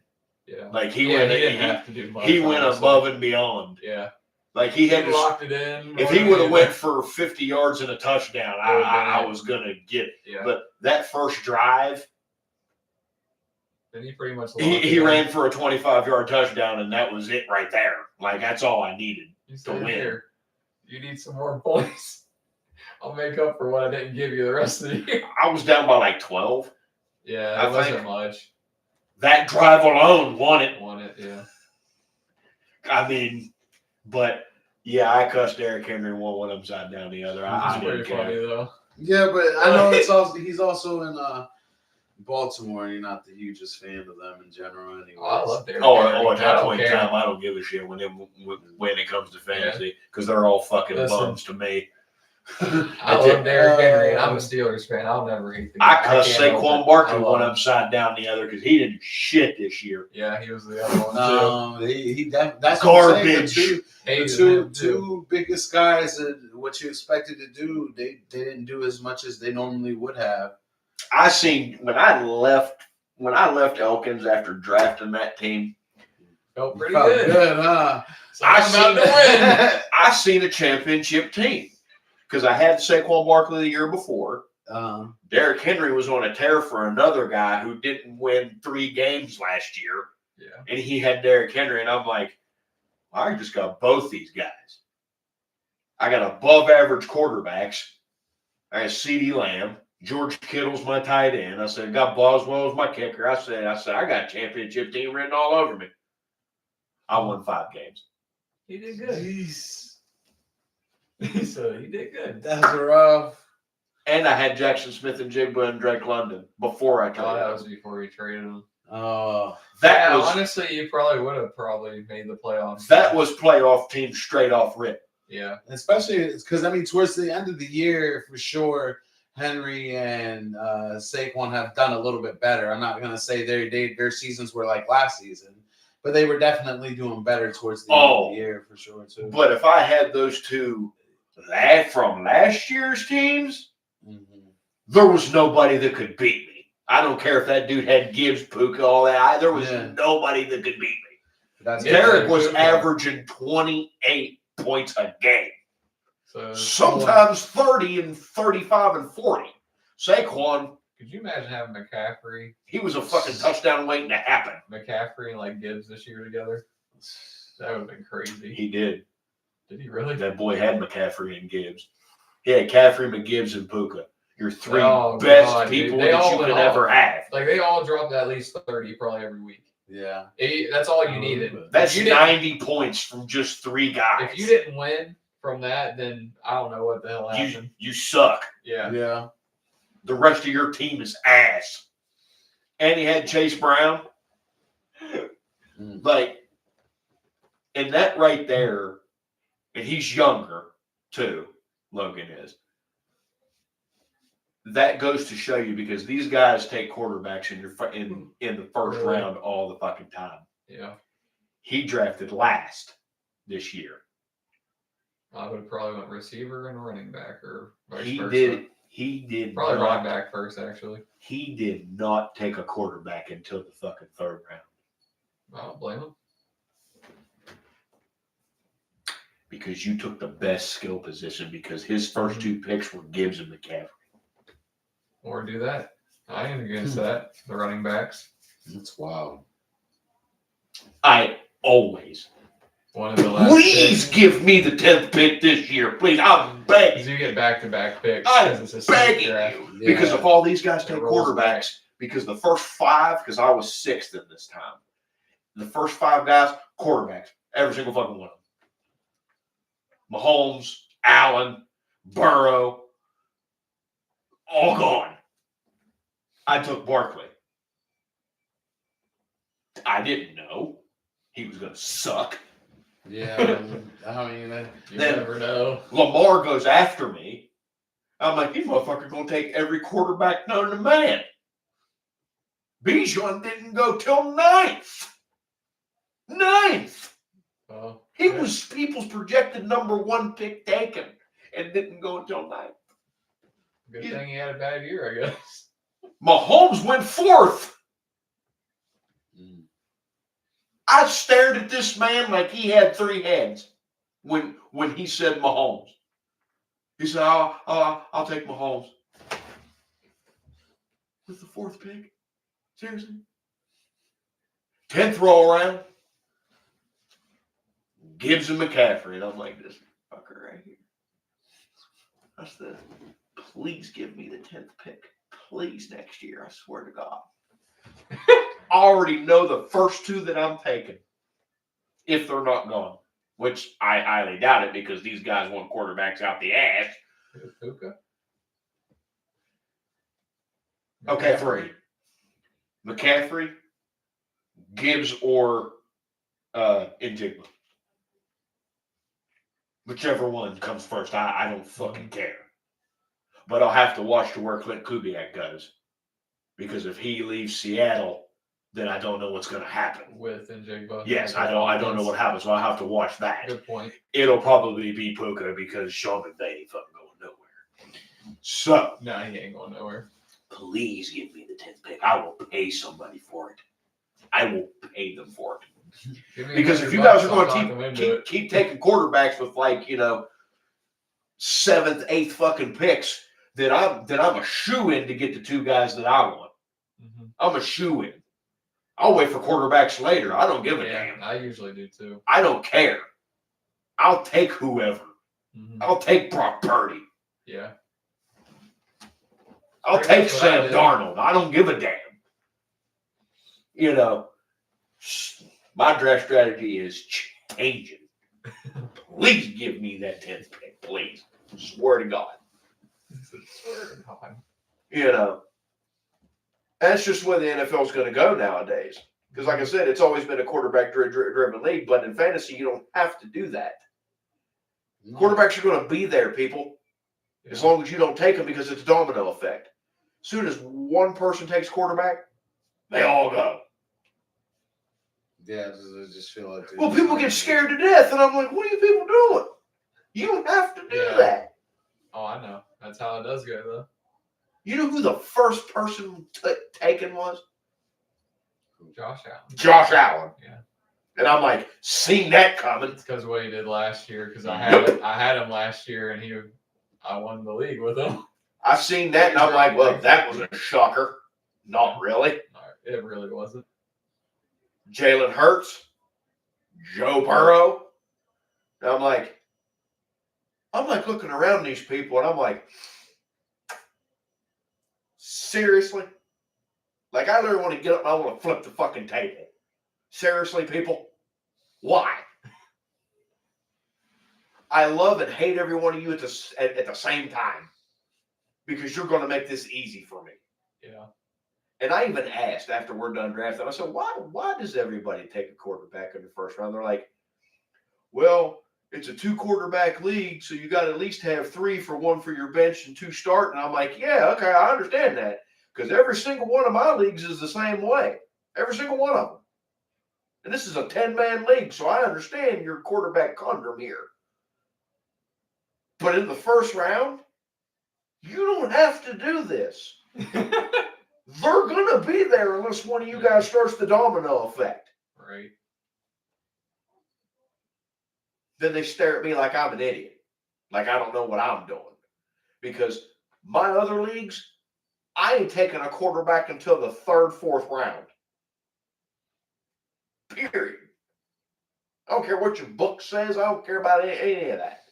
So I don't care what your book says. Because you don't need to. You don't. You really because don't. Quarterbacks are the ones where people panic. Because there's not many of them. Right. So when someone takes a quarterback, they're like, oh my God, that just changes my whole strategy. I have to take a quarterback the next round. No, you fucking don't. Come on. Dude, don't be stupid. I just took Justin Herbert in like the 6th round.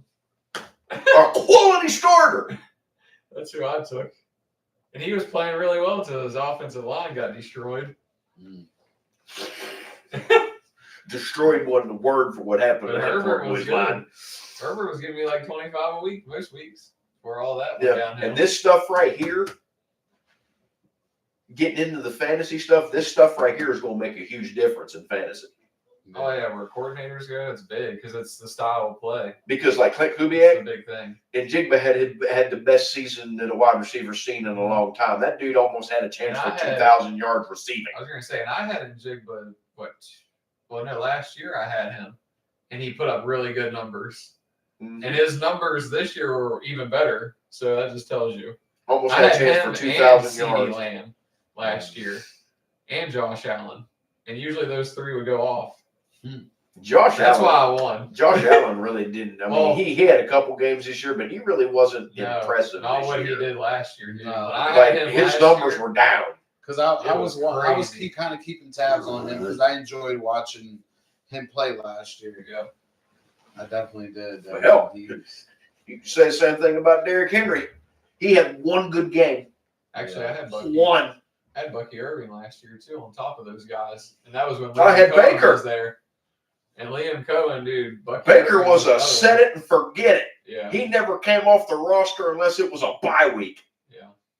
Okay, he was set it and forget it.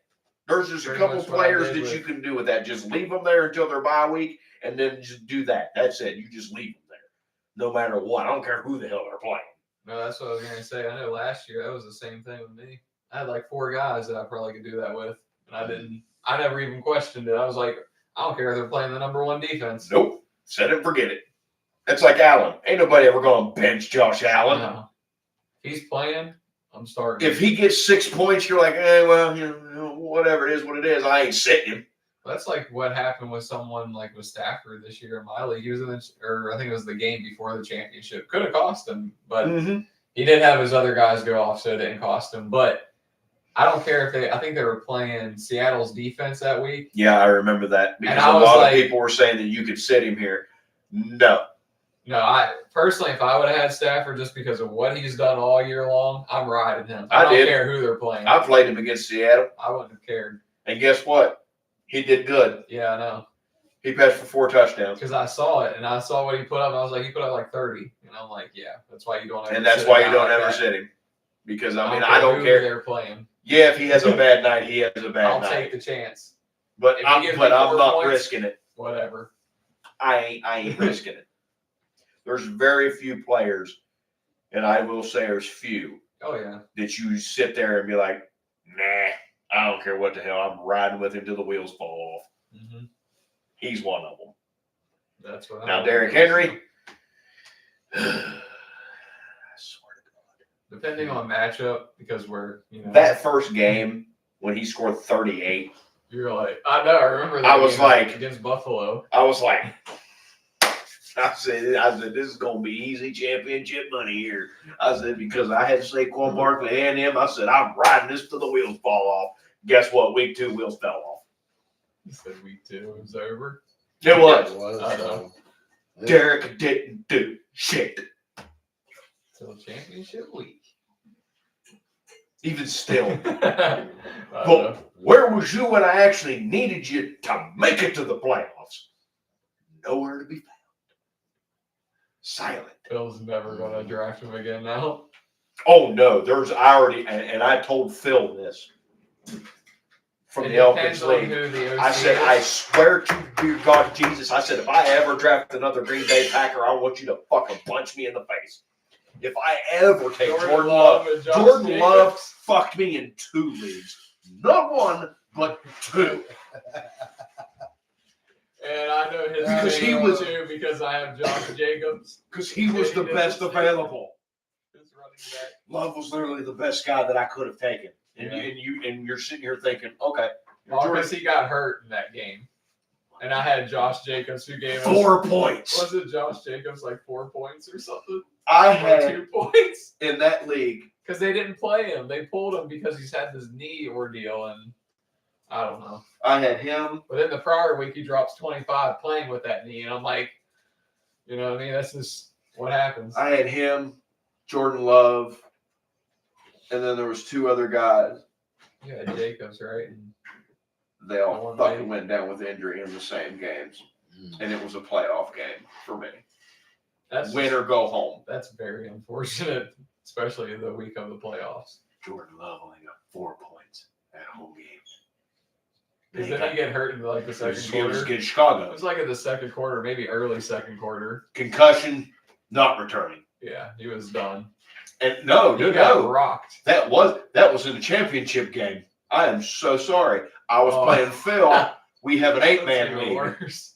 We have an 8-man league that fills him from the Elkins league, so I put him in one of mine. Mm-hmm. We both made it to the championship together. Like I was playing him for the championship in the 8-man league. I got my money back, but I wanted to win.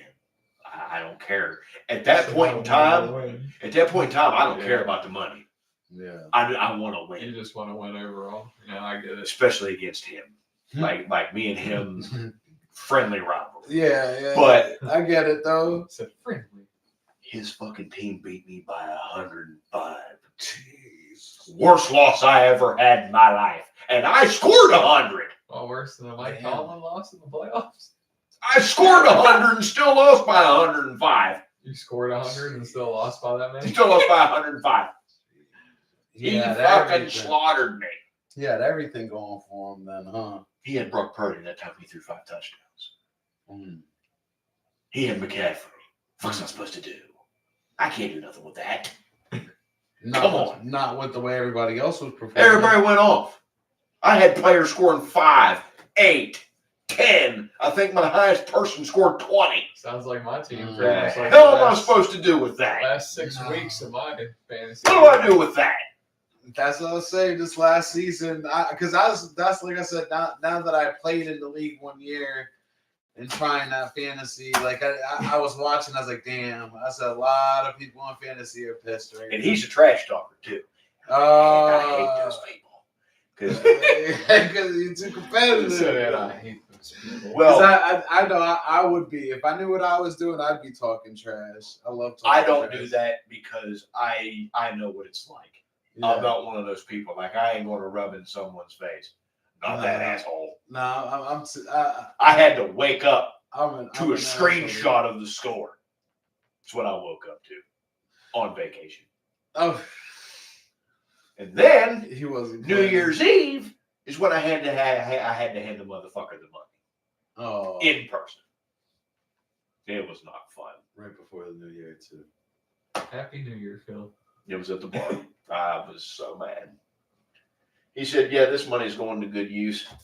Said, "I hope it does. Hope you fucking choke on it." I'm not one of those people. Like I'm way too competitive for that shit. I get it though. I can't. That's That Elkins league, that is the only league that I'm super, super competitive in. Because I want that championship belt. I got screwed 2 years ago out of that belt. Twice. The first year I was in that league, and the third year. The first year I'll never forget. It was that DeMar Hamlin debacle. Oh, when he died. I was winning that game. Everybody in that league, except for the person I was playing in the championship, you were winning that game hands down if that game continues. So I know I was. I had Joe Burrow and Buffalo's kicker. But they canceled the game, right? And it caused them to. It took the points away from me. So basically, did they just end with 0? It ended with what you had before they started. It took all the points the way that you scored in that game away. So whatever they scored in that game didn't matter. He was up by 6 before the game started. That was it? Dude, that's some bad luck. So, like... And guess what? You were probably already up, right? Yeah, because Cincinnati got the ball first. They started driving. I scored 7 points straight off fucking rip on the first drive. You already won, basically. No, that was the beginning of the game. No, that's what I'm saying. He was only up 6, so you already won, right? You already had more points than him until DeMar Hamlin fell over. Yes. I think I was up so by basically what you're saying is they took those points away that they had scored in that game completely. It took every one of them away because it's like the game never happened. Yeah. That's so They crazy. erased it. But The the kicker. history is there. The kicker would have won me that game. Yeah. I'm not saying because he had Josh Allen. Yeah. Okay. Oh, you still had Josh in that game? But Josh Allen got hurt. He didn't get hurt to where he was out of the game. But that one drive before DeMar Hamlin went down, when they were on the goal line, I'll never forget. Like, I'm never going to forget this as long as I live. He hurt his ankle.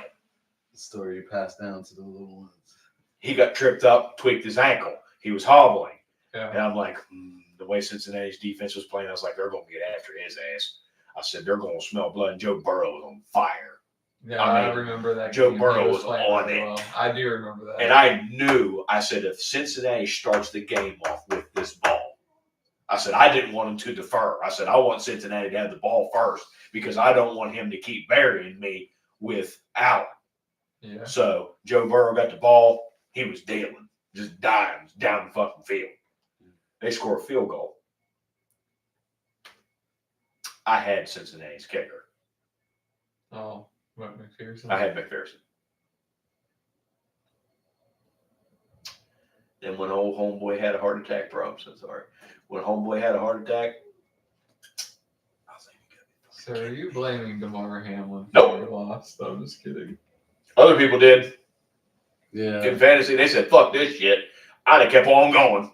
I mean, there's nothing you can do. It's unfortunate. You know what I'm saying? I don't know. It was freak of nature. But then the phone call the next day to the commissioner.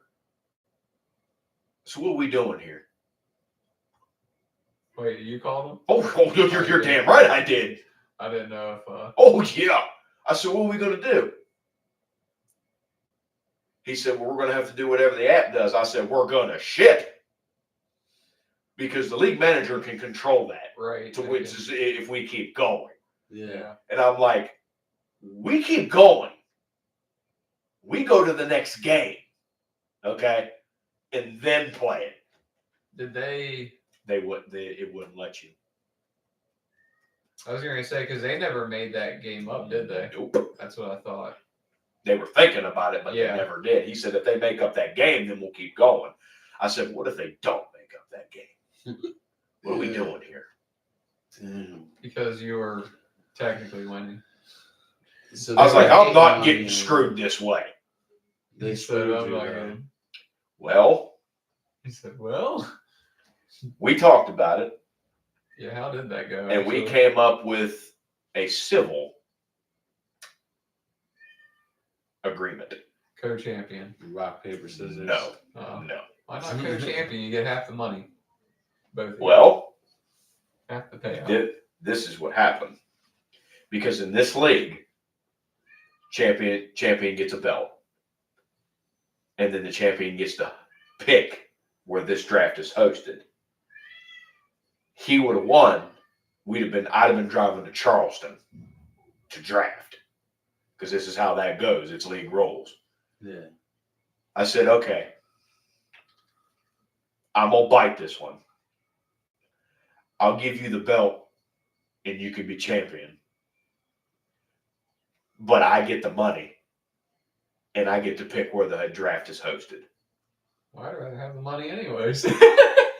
Well, You could have the belt. I said split the money. We get to split because it's a decent amount of money. Yeah. I said, we'll split the money. I mean, $50 a person. Oh, it's more than that. Oh, Yeah. that league is more than that. 65 a person. Mm. Your trades are money. So you have to actually pay. So there's more into the pot than what you originally start off. Each trade is $2. Mhm. That's not bad. Each waiver pickup is $1. Yeah. So you can Y'all be playing real football there. You could pick up 20 people off of waivers easily. Yeah. That's another $20. Right. Yeah. So you can, and 10 guys at $65 a piece just to start off with. Mm. Okay, we'll split the money. I got $300 and some out of that, and then I get to pick where the draft is hosted. He said that's fair. Me being me, I'm sitting in the back of my mind. I'm thinking, yeah, you do think that's fair, don't you? I want to punch him. I wanted that belt so fucking bad because this was my first year in that league, and I made it to the championship game. Because everybody else filling the slot that I filled to get in this league, they said there's not many people that take it seriously. Yeah. They said, I do. I said, you're damn right I do. I said, because I don't play around when it comes to this money and doing this kind of stuff. I said, I take it seriously because I've seen too many people, leave their guys off bye week and whatever and injured guys in. They're like, no, we ain't doing that here. That's not me. And also, too, the league's kind of special because at the beginning, before you draft, you get handed a little envelope, a little folder. There's a bio in there about you from the previous year. Oh, so it tells how you. Mike actually types this shit out on a computer. Like, he actually sits there and types this out, and it's a bio. He's all in. Of everybody, That's all pretty 10 cool. guys. Every person gets a copy of the bio. So it's about 4 or 5 pages long. Because it's your bio, then everybody else's. It's the first time in that league, and I make it to the championship game.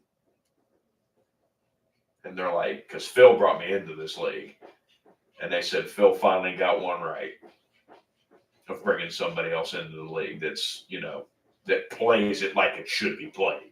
Yeah. Where'd you end up hosting that? In Elkins. Because that's where I'm at. I'm in the Elkins part. I represent the North. Yeah. The South is guys from Elkins. This year, a guy from Charleston won.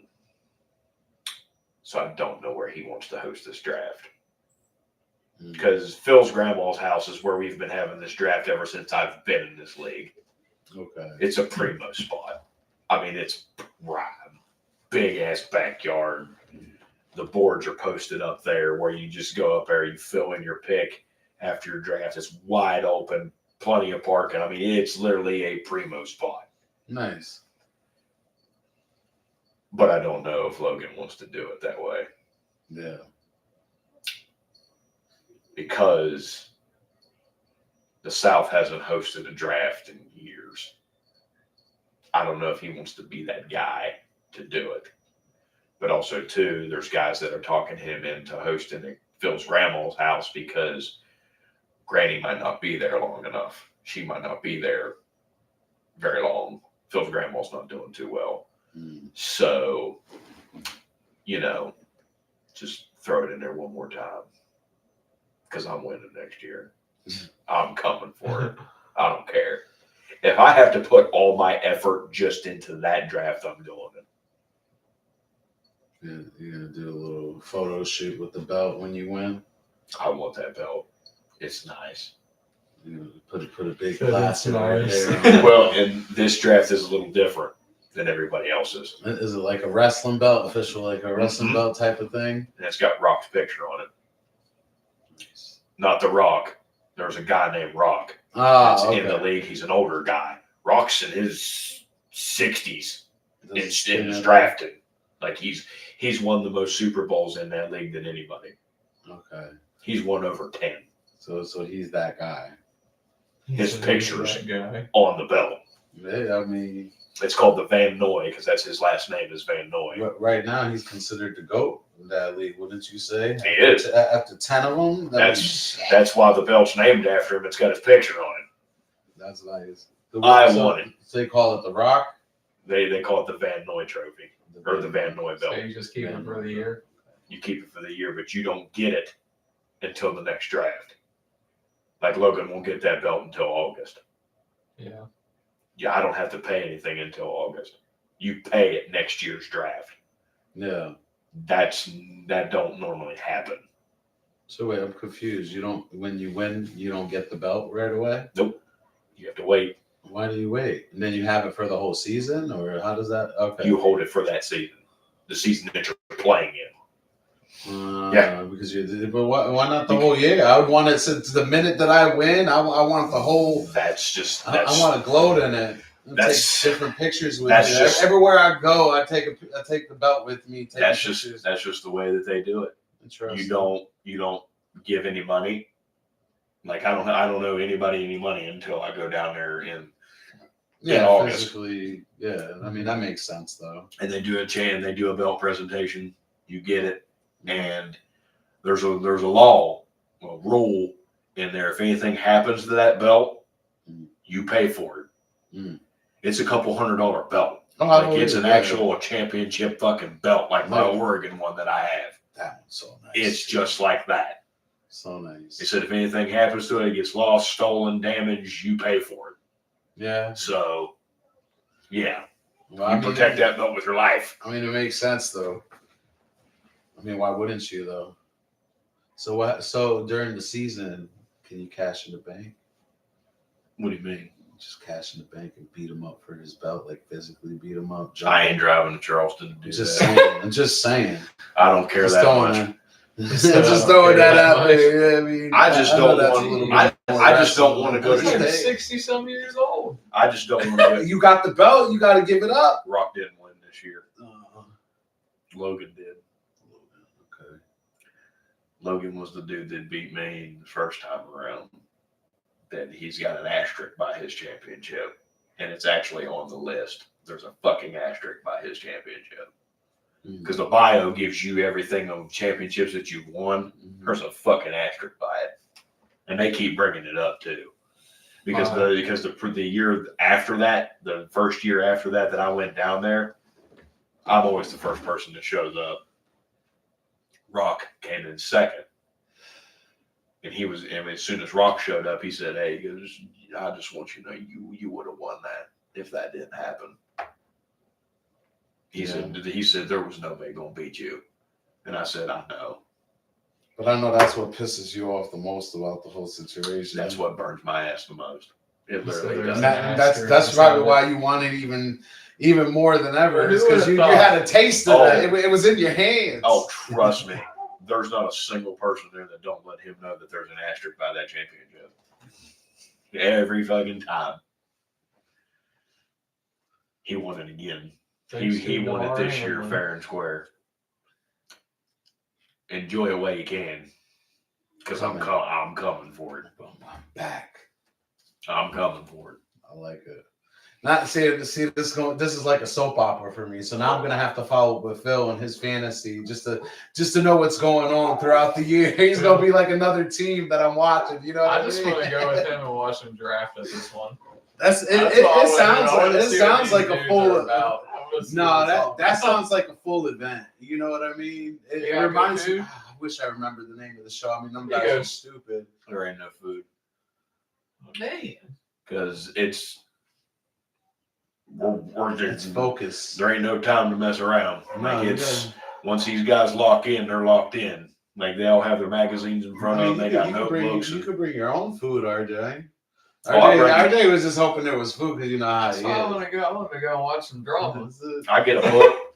I just get a book. I bring my notepad, and they give you a list of all the players, NFL players, so you can Right. mark them Check 'em off. yeah. But other than that, once it's time to draft, it's down to serious time. That's funny. And that's the league I want to win the most. Like I could care less about any of the other leagues I'm in. I just want to win that one. Yeah. And I just wonder if the trend's going to start, because it just seems the first year I did really good. The second year I barely won 2 games. The sophomore slump. Well, the third year I Was that when you had George Kittle? I've had George Kittle in every single time. Jameer Gibbs ripped the run off the side. Mhm. Is that what it was? That was last year. Was that in the championship? And then Phil doesn't have very good luck in championships at the moment. and then this year I didn't make the playoffs. So next year is supposed to be my good year. It's Gotta been be the good. it's My been good one. it's been going that way, and I don't understand why. Good year, shit year. Good year, shit year. Well, this is supposed to be my good year. We'll see what happens. You gotta make it happen this year. You got the new strategy though, so We're gonna make it happen. Mhm. I'm gonna make it happen. But I'm gonna pay attention to what happens here, where trades go, all that. You gotta.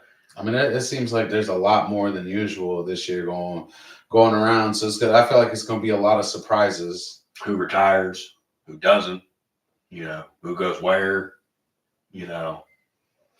It just seems like the league is constantly changing. Yeah, it changes a lot. Always. But it's crazy how different each year is. Yes, NBA is the same way too, especially with players. It's always different. That's what I like about it. College basketball is that way now. I mean, you could say college sports in general. It's kind of like a professional sport now with the transfer portal. Kids moving all the time. Yep. And it's just different to try to, keep up with everything, but it's what I like to do. It's just one of them things. That's wild, though. Damn. DJ Watt's pissed. Oh, yeah, I'm sure he is. Because of Tomlin. He just called out the Steelers as an organization. Why are they acting like that? Might not sit well with people. There's a lot of people, from what I've been reading, there's a lot of people that really aren't happy about what happened. Because I guess people are starting to say that he didn't step down willingly. Like he was forced to do it. And they didn't want it to happen that way. I don't know what happens behind closed doors. If it's true. Yeah, go ahead. I mean, it's been 9 years, man. I still look at it that way. I'm sorry, but unless you had another plan. But my thing is, so why not fire him? Because they're going to use him as trade bait. Well, actually, you can't. They were hoping the best scenario for them actually happened was him stepping down because he didn't get fired. Yeah. So they still retain his rights as a coach. Yeah. So he can actually get traded like a player. Like if another team goes to sign him, they have to ask us what they want. So do you in return for him? Yeah. Because when Sean Payton went to Denver, New Orleans, or was it the other way around? When Sean Payton went to Denver, Denver gave them a first and a second round for him. They gave up picks for him. Okay, so you really can get just players, picks, whatever. It's like a regular trade. Yeah. Do you think Rooney would actually force him out though? I can't. I don't know. That just kind of shocks me. To a point, I do. Because if you're, I feel like he's been very complacent with him. So because if you're seeing what your fan base is actually doing, and if you're noticing your ticket sales dipping, which a lot of people have been saying that they've been giving up their season tickets and don't want to deal with this anymore. Well, yeah, and with your seats being empty, they could be. Others could be like, man, I ain't liking it because they don't care about you. I'm just going to say that first and foremost. Right? They don't care.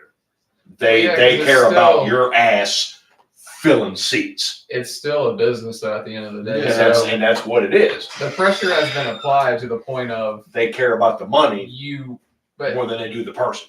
Yeah. Right. But if you don't do it, then you're also in that point of no one's coming to the games anymore.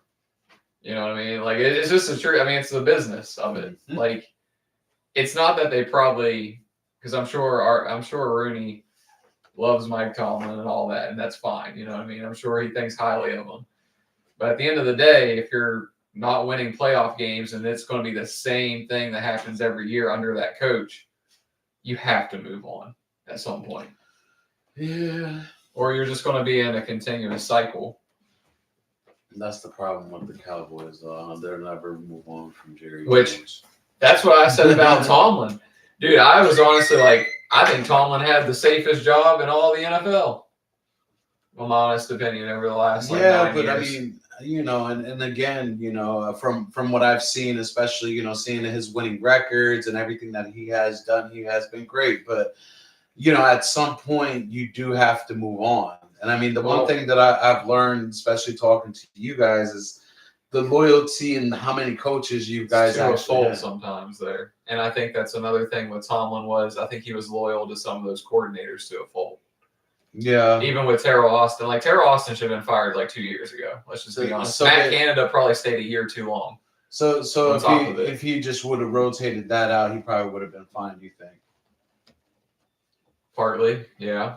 But it's also the thing of it's always hard to say. They should have brought somebody in with an innovative mind. I don't know if that's partly because where Tomlin does have some control in that room because how long he's been there. Yeah. I truly do feel like somewhat he had too much control. And I do believe, this is my opinion. Like, I do kind of feel like maybe he felt like, you get more of a headstrong guy in their OC, DC. Maybe he felt threatened for his job in a sense. Yeah. Whereas, but I don't see why he should feel that way. He's a great leader of men. Like, I just want somebody in there that's going to help him in the process too, as a fan. But if that's the way he was feeling, then no wonder why like they stayed in that continuous cycle with these OCs and DCs that weren't anything but subpar. Yeah. And that just goes to show you that they didn't care about winning championships. Well, that's what I'm saying too. On top of it, I'm not saying it was all him, but if he had too much control in it, because it always made me wonder, like, why do we play like too conservative in certain games under Tomlin when you don't need to do that? This is a time like when they just played Cleveland not too long ago. That looked awful. Like, it looked like they were scared to like do anything with the ball. And then like when they called the timeout on the 4th and 1 and then chucked it up the sideline 40 yards, like didn't go anywhere, like, just as well as I do. Like, it just looked funny. But we've seen games like that. Yep. I mean, so I'm not going to say it was all Tomlin, but I've always wondered, like, how much control do you have? Is there a certain style of play that you were wanting? Because I do know he is that old school, like, we're going to play defense and we're going to run the football. And that's what Pittsburgh was built always on. Been built on, and I get that. But it's like, dude, at some point you need to just be like, hey, this is not, even himself, like, to look at the landscape around you. Yeah, and it's like, if you have that pull, go to Rooney and be like, because I'm sure Rooney would listen to you, dude. You've been there 20 years. Like, and then if he ain't trying to help you out, I'd be like, well, listen, if we're not trying to adapt, then you don't. Then we're not seeing eye to eye. Yep. And it's time for me to go probably then. And we don't know if that's and that's the thing maybe too. That's what it. We don't know if that's what happened because you don't know what happens to people behind closed doors. Right. Because these guys can say Tomlin had all the control, but they could use him as a scapegoat. Because the Roonies are old and they're cheap. I'm just going to say that right now. They don't want to spend no money. They always have been. That's why your whole entire staff, besides Mike Tomlin, weren't paid. Like, Arthur Smith wasn't making no money. Mm-hmm. He made more money in Tennessee than he did in Pittsburgh. Tyler Austin, he don't make no money. Now, what would you think of it, though, like, if they actually do go out and get these guys? Let's just say, like, they pay some coaches. I want to see what they get paid first. How would you, like, assess, like, Tomlin's staff then? Would you still maybe assume it was a Tomlin thing? Maybe under those coordinators? Like if they get paid more? Yeah, would you think it was possibly, like, that's who Tomlin wanted, so that's who they just kept for him? Tomlin doesn't get to control the money, though. Like, that's the thing. Like, he doesn't get to pick what they get paid. He can pick them. No, that's what I'm saying. I'm meaning, like, instead of just being, like, holding on to guys like Terrell Austin because of a loyalty thing, or even, like, Canada was there too long. A lot of people are loyal to a fault because, I mean, you look at some of these other, coordinators like Todd Monken. He's following Jim Harbaugh. Like, he probably follow him to the ends of the earth then. Because, I mean, a lot of these guys are loyal to them. You know who wasn't? Harbaugh wasn't with Greg Roman. I'm just saying, told him to kick rocks. That's all I'm saying. Also, too, he wasn't a great coordinator. Well, neither was Matt Canada. But we kept him a year too long. That's what I'm just trying to compare it to. You know what I mean? But, I mean, that's all I'm saying. But you got to give and guys. That's Jim Harbaugh. Or is it? Yeah, Jim Harbaugh. Or John. No, Jim's in with the Chargers. Mm-hmm. Yeah, it's John. They got fired. Yeah, I know. From Baltimore. No, that's what I'm trying to Yeah, say. they're Jim falling. Harbaugh They're far and on Greg him. Roman were really close. That's what I'm saying. So, but also too that how much? That's the difference between certain people is, I use Dallas for an example. I seen a video today of their head coach having a meeting about them firing Eberflus, their defensive coordinator. Yeah. Mm-hmm. He sat there in that chair, Schottenheimer did, in front of Ed God and everybody. He said, I just spoke with Flus. He said, he understands what's going on, meaning you were fired.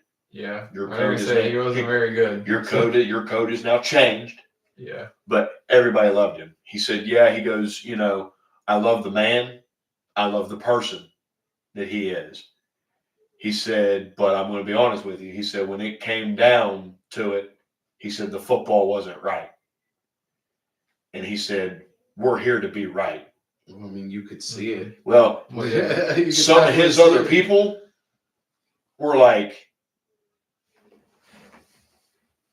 one dude, I swear to God, the look on his face was like he just was looking at him like, are you fucking serious right now? Like, you literally just said that.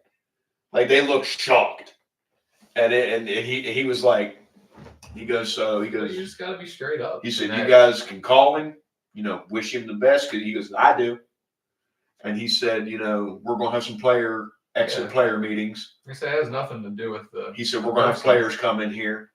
And he said, if anybody needs to talk, or if anybody's got anything to say, he kind of looks around the room. Mm-hmm. He said, come talk to me. And that's how I feel about Tomlin. Like, as a fan. Yeah. Like, I have no hard feelings toward him. I think he represented Pittsburgh well for what it was. But the last decade, man, it's you look in retrospect that everything is 50-50. Mm-hmm. But also too, I don't blame Tomlin as much, because also too, at the end of the day, and even players have said it, we got to make plays. I get that. He ain't out there making plays.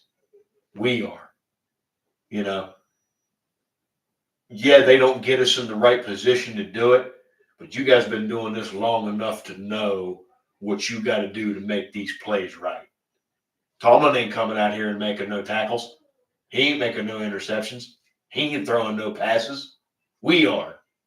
He said, and that was Cam. Cam said that. He said at the end of the day, always defended it. Yeah. He said it but it's the truth. He said it comes down to us. He said we're the ones that making him look bad. It's true too, but don't you also feel like, because at the end of the day, we're not making plays. But them guys, I mean, some of these guys have been in the league 12 years. If you're not prepared, then you're never going to be prepared. I don't care what coach tells you to do what. If you know the game like you do as a player in the NFL, especially like Cam, that's why he only practices one fucking day a week, because he's a veteran and gets rest. If you don't know what to do as a player on a team, then I don't know what the hell you're doing.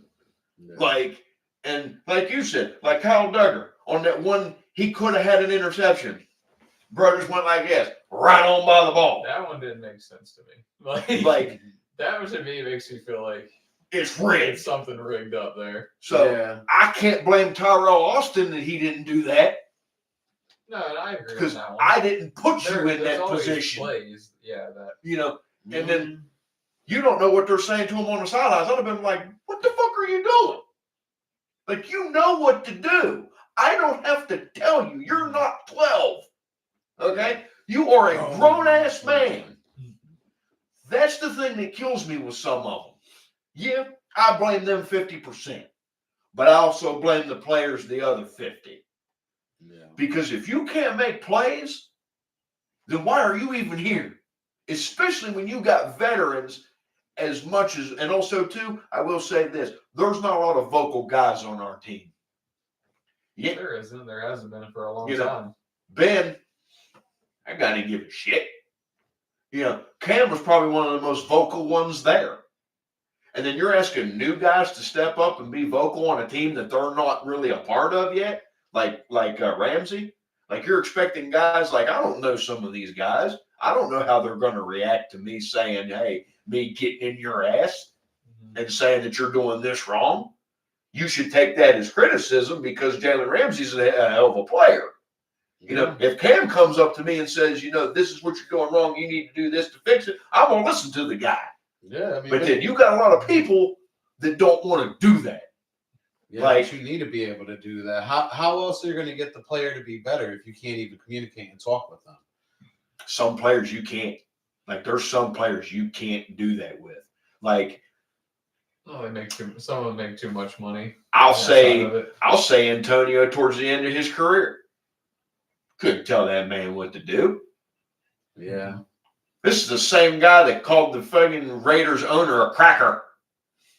Yeah. And landed in practice in a helicopter and never played a down for the Raiders. Yeah. Yeah, but he got fired in training camp. He spoke. How does that happen? He spoke though. But still. But you wouldn't want somebody else to say the other word to you. No. So why does he get the privilege to call this man a cracker? And he didn't even make it to training camp. Like, I don't see too many people in the NFL get fired at training camp. No, but I mean, there's just some players that you can't talk to and give constructive criticism because they're not going to listen. Yeah, but a lot of those players end up not being in a lot of teams for very long. That's their fault. You see how often he's been rotated and everything that's happened with him. You know what I'm saying? So, and I always say that teams will be like, "Well, I think I can do it. I think I can deal with it." Your quarterback has to be the most vocal person. Oh, 100%. That's supposed to be the leader. Because Tom Brady never had that problem. Tom Brady never had that problem. He was also in a locker room with Belichick. Belichick wasn't taking any crap from anyone. But also, too, but on the field, would just tell you to go. But on the field, that's Brady's problem. You wear that C right here for a reason. Well, yeah. Okay? I'm not saying he didn't lead, but I'm saying that ship was already tight by Belichick. That C on your jersey means something because when you're a captain, this is your team. Yes. It's like you remember the Titans. You're a captain. You respect your decision. He goes, I respect your decision, but you have to stand by your decision to make it. If you make that decision, you stick with it. Period. Yeah. And I give you that right because you've earned it to have that C on your jersey. Okay? So, Brady, you seen him on the sideline always getting in his line's ass and getting on other people and telling them. His was a lot of passion too. But that's the person that I like. Yeah. You never see that on certain people's sidelines. Yeah. You don't see it. That's the difference between Kobe, between Jordan, and the newer generation of why. I mean, greatness comes with, as much as I hate to see it, being an asshole at the end of the day. And I also see that person that does there's also no hype man. Yeah. Like I don't see any. But that's why I've been enjoying them too. That's what you're saying. And I know I'm terrible, but that's like James Harrison. But that's why I've been enjoying them too on the New York Giants though. Was it Skibido and Dart? Scatterboo. See, I knew I was saying. I knew I was saying it wrong. But either way, I enjoy their energy. To see that kind of energy on the field, how crazy. I mean, you could tell exactly, and that actually, even though I'm not a Giants fan, that makes me excited to watch their games. To be able to see them come on top and respect, because when he got hurt, I noticed a lot of people. When the running back got hurt, I noticed a lot of people were really feeling it. Like, even people that weren't Giants. You felt bad for him because it's the way he plays. It's his heart. Everything into it, and that's why I like Micah Parsons. That's why I enjoyed watching him. I think he did speak a little bit too much, especially being on the podcast a little bit too much on certain things, and I think that's what broke up relationships because he was giving his honest opinion, especially with the Cowboys. I really do believe that, but I don't know, watching that kind of energy and seeing people, because I learned that over time is Brady's an asshole. He's an ass, but he's gonna tell you like it is, and I respect that at the end of the day. You know what I'm saying? It's just I believe 100% in, if you're doing something wrong, somebody needs to light your ass up. You know what I'm saying? To help you get that mentality back, to get that fight in you. You got to have that dog in you. We don't have that. It's just how it is. I mean, you got too many divas. It's not like it was back in 08, because those guys held each other accountable. Right. Yeah, and James Harrison even said that. He said, he goes, no one's held accountable. No. He said, we always did that. Ryan Clark, James Harrison, James Ferrier, even Troy, for God's sake. Yeah. If I made that man feel bad, I'd want to go hurt myself. Because that dude, like, he never had a bad word to say about anybody, and they hated it. Mm-hmm. They hated getting hit by him because he's helping you up with a smile on his face. I can't talk shit to that guy. Yeah. What am I supposed to do with that guy? I can't do that. Yeah. Come on, like Hines Ward, he gonna knock you out with a smile on his face. Yeah. I can't talk shit to that man. He crazy.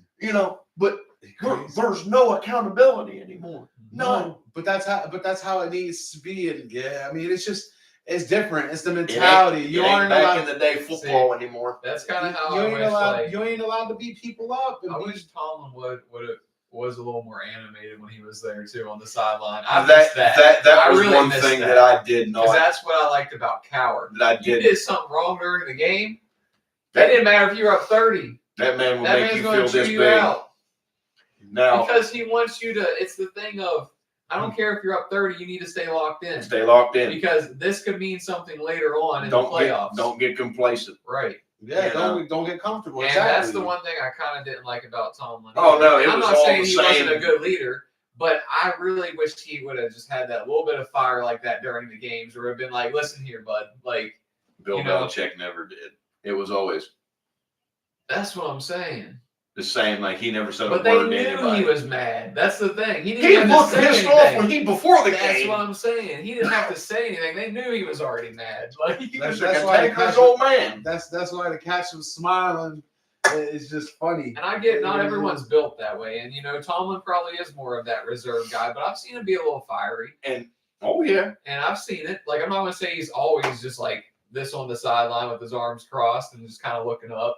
But like, there was old times when there was old clips back in the day before now, before the last 10 years, where he would, if there was a flag thrown and somebody had killed a drive lineman, he'd say, he'd be mic'd up and he'd say what? He said, what the hell's wrong with you? And the person would keep on walking. He'd grab him. He goes, look at me when I'm talking to you. Yeah. Just something like that. That's what I mean. You need to get in their ass. Accountability. And it's I hated him. Did not like him. But that man could motivate somebody to run through that wall. But that's what I'm. who I'm talking about. That's why the game is missing so much passion. Ray Lewis? Is that what you're talking about? Mm. Yeah. I hated him, but I respect his game. Yeah. I respect his game. I do. During the huddle, he don't care. That man commanded your attention, and he got it because Ray was also respected. Right. He was liked, and that's what I'm saying. He was right. Everything he said was correct. He was never wrong in what he said. He's, you want to get hyped for a Sunday night game, especially in Pittsburgh. Those were always his favorites. Mm-hmm. He fucking relished them shits. Well, yeah. He said, being in enemy territory and all that. And he goes, we're going to handle business today. And it's you see guys, you don't see that. No. You just see, we just here for a paycheck today. And it's Ray's no, man. And then there's other players too. You just don't see him anymore. Like Brian Dawkins. Yeah, he was another one. That hated him. But bro, when he walked out of that tunnel, he said that switch flipped. He'd walk out of there on his hands and knees like this, and you knew, bro. You know who somebody was getting their head taken off. Because that story when he told Tequila Spikes that was on his team, he said, Spikes, I'm going to take his soul. He's like, what? He says, I'm going to take his soul. He goes, I want to see if he really wants it. He said, he comes over the middle. He said, I'm going to take his soul. Okay? And Spikes is like, all right. Next fucking play, a dude fucking wide receiver come over the middle. Pow! Right here in his chest. Ball flew up in the air. And he's standing over his body like this. Like, Like, that's back when football was football. And he's like, I want to see if he wants it. You come over the middle, he goes, I'm taking you. He's like, I'm gonna take his soul. He's like, the mentality was very different. Brian Dawkins was that dude, though. Yeah, I like he was one of the only guys in the NFL that had 2 lockers. He had 2 lockers. You know why? Why? They had Brian Dawkins' locker, and right next to that locker, the nameplate said Weapon X. That's what he called himself, was Weapon X. So it's like he brought his personality with him. Because that was when he walked out of that tunnel. When he went in the locker room, like he was all quiet and whatnot. But when he hit that tunnel to walk out onto the field, he was Weapon that X. flip switched. He was Weapon X. And he brought it every single time. Okay. And then when he left the field, switched it off. He was a normal person. Yeah, but they he's probably the nicest guy too. He's probably one of them dudes. But they literally nicest guy in the world. He had 2 lockers right side by side because his were the last 2 lockers in the row. Yeah. Brian Dawkins, Weapon X. And it literally said that, Weapon X. That's awesome. And I'm like, that's pretty sick, though. That's the man I want right there. Because Brian Dawkins was nasty for Philadelphia. He was even towards the end when Denver wasn't bad. Still pretty solid. So pissed when that happened. So bad. Philadelphia was pissed. He won a Super Bowl with Denver too. Yes, he did. Did he ever win that? He didn't win one with Philly, right? He didn't. It was only Denver, I thought. I mean, because Philly, Philly's he was probably already like retired when Philly won that one with Doug Peterson. oh yeah, he was way gone by then. Say. Brian Dawkins was a safety. Yeah, he was a dog. Yeah. Like that dude did not give a damn. I used to admire him a lot in Philly. He's probably easily top 5 one of my most favorite safeties. Yeah. Because he was just that nasty. Yeah. He talked shit, but he backed it up. There was no bullshit. Yeah. Like, Dion with the flash and the whatnot. No. Dawkins would have ate Dion for lunch. This dude don't give a damn. With his hard hat on and take your head off. Pretty much. Brian Dawkins would eat Deion Sanders for lunch. Okay, it wouldn't even be close. Because he wasn't much of a hitter. Mm-hmm. Dawkins would knock your head off in the popcorn stands and stand over you. He didn't care. He did not care. Oh, that's just one of the things, like, you just don't see that anymore in today's NFL. The actual leaders, the people that I know that I can turn to this guy. If I'm doing something wrong, I can go ask him and dude gonna tell you. He ain't gonna be like, man, let's get him next time. He gonna be like, you're gonna see him doing one of these numbers and, cussing you out and doing this. Like, that's the person you want, because I want to know that you still have the passion for this game to let me know I'm doing something wrong. You know who I kind of like? Even though I don't think he has like the vocal side to him, but the way he hits. And we just played him too. But I'm pretty sure he's a safety as well. And I think the way he hits, dude, reminds me kind of like Ryan Clark or something. For Houston? Yeah. You know who he is, I'm sure, once I say his last, because I'm not sure his first name, but I know his last name. Shahir. Is that Petrie? Oh, Petrie. Dude, that dude will rock you, and he don't care. He's not that big. I'm telling you, he reminds me of like a 90s player. Dawkins was jacked. Yeah. Like, these safeties today, they little. Dawkins was like this, like, dude, Dawkins jacked. was pretty rich. That's what I'm saying. And he wasn't that tall. No. Like, Brian Dawkins wasn't tall. Like, he was just one of those dudes that he had the IQ though. Like Yeah. some people just see the vision. He just he just- had vision, all right. like he just knew where things were going before they got there. His vision was red, and that was it. When he seen an enemy, he didn't care. Like, remember that hit on? No, that was a different person. Sean Taylor That was nuts. Even in the Pro Bowl. murdered Tom Brady in a Pro Bowl. When when it's like, no, He didn't care. knocked his helmet off and every stuff. I mean, he flew in there. I feel like I seen that. I remember that. Killed him. Because I'm sorry, but I'm a Tom Brady hater. I respect his game. Killed He's him. amazing, but I hate on him because he was so fucking good. Like that's just the I truth. wish I would have. Actually, probably all of us wish we could have watched his whole career, like instead of his life being taken so early. University of Miami. He was another one because I only got to watch obviously him like probably a few years before he died. But man, I remember how good he was. And Washington was Subpar because they had Clinton Portis then. Wow! Done. Yeah, done. I'm sorry. I like that's just the a-hole of me. I'm just telling you, he did not care. No, we did not. But that's how it's supposed to be. I mean, you see how it is now.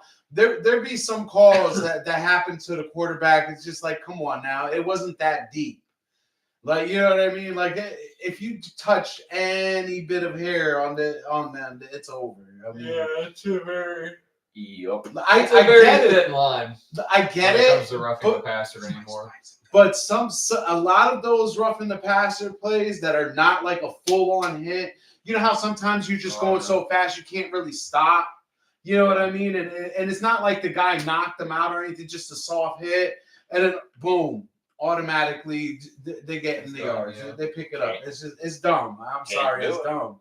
I mean, and I will complain. I really can't stand the kick return now. Oh yeah. I cannot stand it. Watching it, like it just there's no explosiveness to it anymore. It's a lot harder. Yeah. It really is. But I mean, once you do break through, I mean, you're gone every time. Gone, Every single time. If you do somehow manage to get through, you're gone every single time. But it was like here it is. Take his. He was like, Spikes, I'm gonna take his soul. no. And I was like, What? I'm gonna take his soul. I want to see how bad he wants to play. Next play, they're gonna crowd behind me. Brian Dawkins.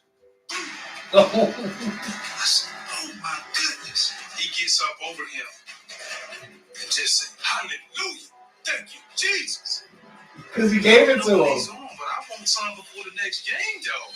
I like B Dawkins.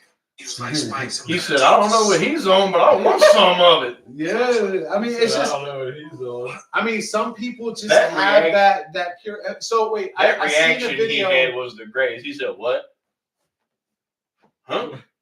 I just watched it. I wish I could remember the exact player, but I said that there was a player that they were just showing where he was talking about how he would do cocaine and all that stuff just before every game, and he would go out there and just shocked on certain players. But I just wish I remember which one it was. But it's definitely Probably one of those Lawrence things- Taylor. Oh my god! No, it was. I'm pretty sure that might be. Probably I think Lawrence you might be Taylor. right. Probably LT. He was on it. But he Oh, said, yeah, he was on but top. he said he would do it before He games. admitted He said it probably wouldn't did. affect him. No, he probably would. Like it would just function. It probably made him more focused. You know He what I'm saying? probably A lot did it more so alert. much anyways that Yeah, he wasn't gonna. That was just part of his regular routine at that point. Jeez, yeah, let me look it up. See if I can find it. If that's the same one or not.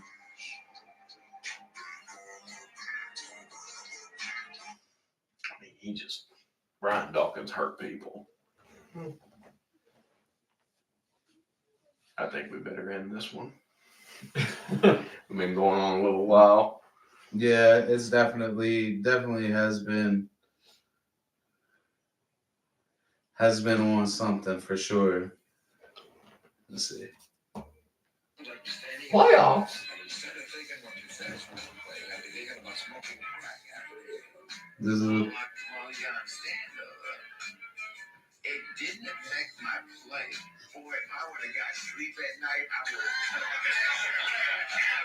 Now, if I would have gone home every day, if I didn't drink Johnny Walker Black every day, could I have been better? Maybe not. I know a bunch of guys that don't drink, don't smoke, You don't regret it at all. See, that's exactly what I saw. I'm happy because now that you said that, I was like, damn, the face, it's definitely hitting right. Yeah.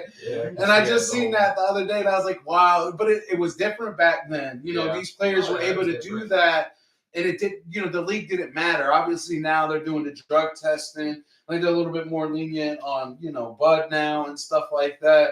But I mean, they went through a time where everything was tight. Well, you know, the 1980s Bulls were doing drugs and stuff at halftime, smoking cigarettes and everything. Yeah, well, that's like Jordan when he came into the league. He was telling stories about that. He was saying how he didn't want no part of it. And he was like, "No." First time, that he walked in, and it was like halftime of a game. He's like, "What's going on?" They asked me if I wanted something, pretty much. He was just like, didn't want any part of it. He's like, nah. It's almost like he became a loner at that point for that period of time when all he that. Probably didn't expect that. You know what I mean? You're who rushed does? in the league, and but my you thing are is, smoking that cigarettes, time, doing drugs at halftime. It's like, but in that time, in a certain sense, it's almost expected. But you know where he came from, how things were. I'm sure it was a culture shock. UNC or from Carolina. Yeah, you know what I mean? And, like, and he it's probably different. didn't really was exposed to all that. I mean, and then the So Windy City, time. I mean, you know how wild Chicago's always been. You know what I'm saying?